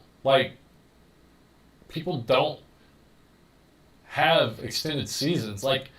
The only thing I can recommend about football is buy in May and sell in August. That's about the only thing I can say about football is take the hot players and buy them when they're low in the middle of the off season and sell them right before the season starts. So if they get hurt in the first game, it's not going to hurt you. But overall, baseball's not as volatile. It doesn't fluctuate as much, but it's also more stable. Well, just not as volatile. You're not gonna see 1,000% return on a card in baseball normally, but you see a lot more 300%, 400% returns on cards. Those Bregmans could be 1,000% return. Those Bregmans are selling for $10 right now. Could easily be $100 in a year from now. Basketball, no chip, no cap. The cards ain't worth as much. No, I don't think. Basketball's always people have always been willing to pay more for basketball. think it's just a more exciting sport. You know, you take a sport where the most a guy can home run in a game is about twice, maybe 3 times. You know, a guy can pull off a lot of pretty impressive, exciting dunks and passes in a basketball game. And people have always been willing to pay more for modern basketball, at least over the last 20 years since LeBron. For like ultra modern within the last couple of years. But that fades. Oh my gosh. That fades so hard. Like, look at James Harden's rookie cards. And it doesn't matter how good the player is. Like, basketball cards are fickle. Like, once somebody better comes along, or somebody, not even somebody better, just somebody different that's like more exciting, like suddenly you're yesterday's news in the card market and you go back to just being regular. Like Anthony Davis, like his cards took a big leap because he went to the Lakers and it was 2020 and he won the title, right? But I think had Anthony Davis stayed in New Orleans and they hadn't won a title, you know, I think he'd be looked at the same as like Jokic, probably. Like it is not. AD comes out of the 2012 rookie class though, so that's a first year prism. That's a lot of the reason his cards go for so much is it's a low pop set, and there's a lot of factors to take into play. All right. We have been on here for 4 hours. I think I'm going to sign off. Thanks a lot for hanging out.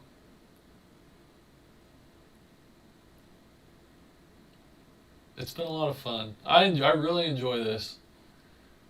I really enjoy hanging out with y'all and just talking about sports cards and just whatever y'all want to talk about. So, I will catch you later. Thanks, Bonnie. Have a good evening.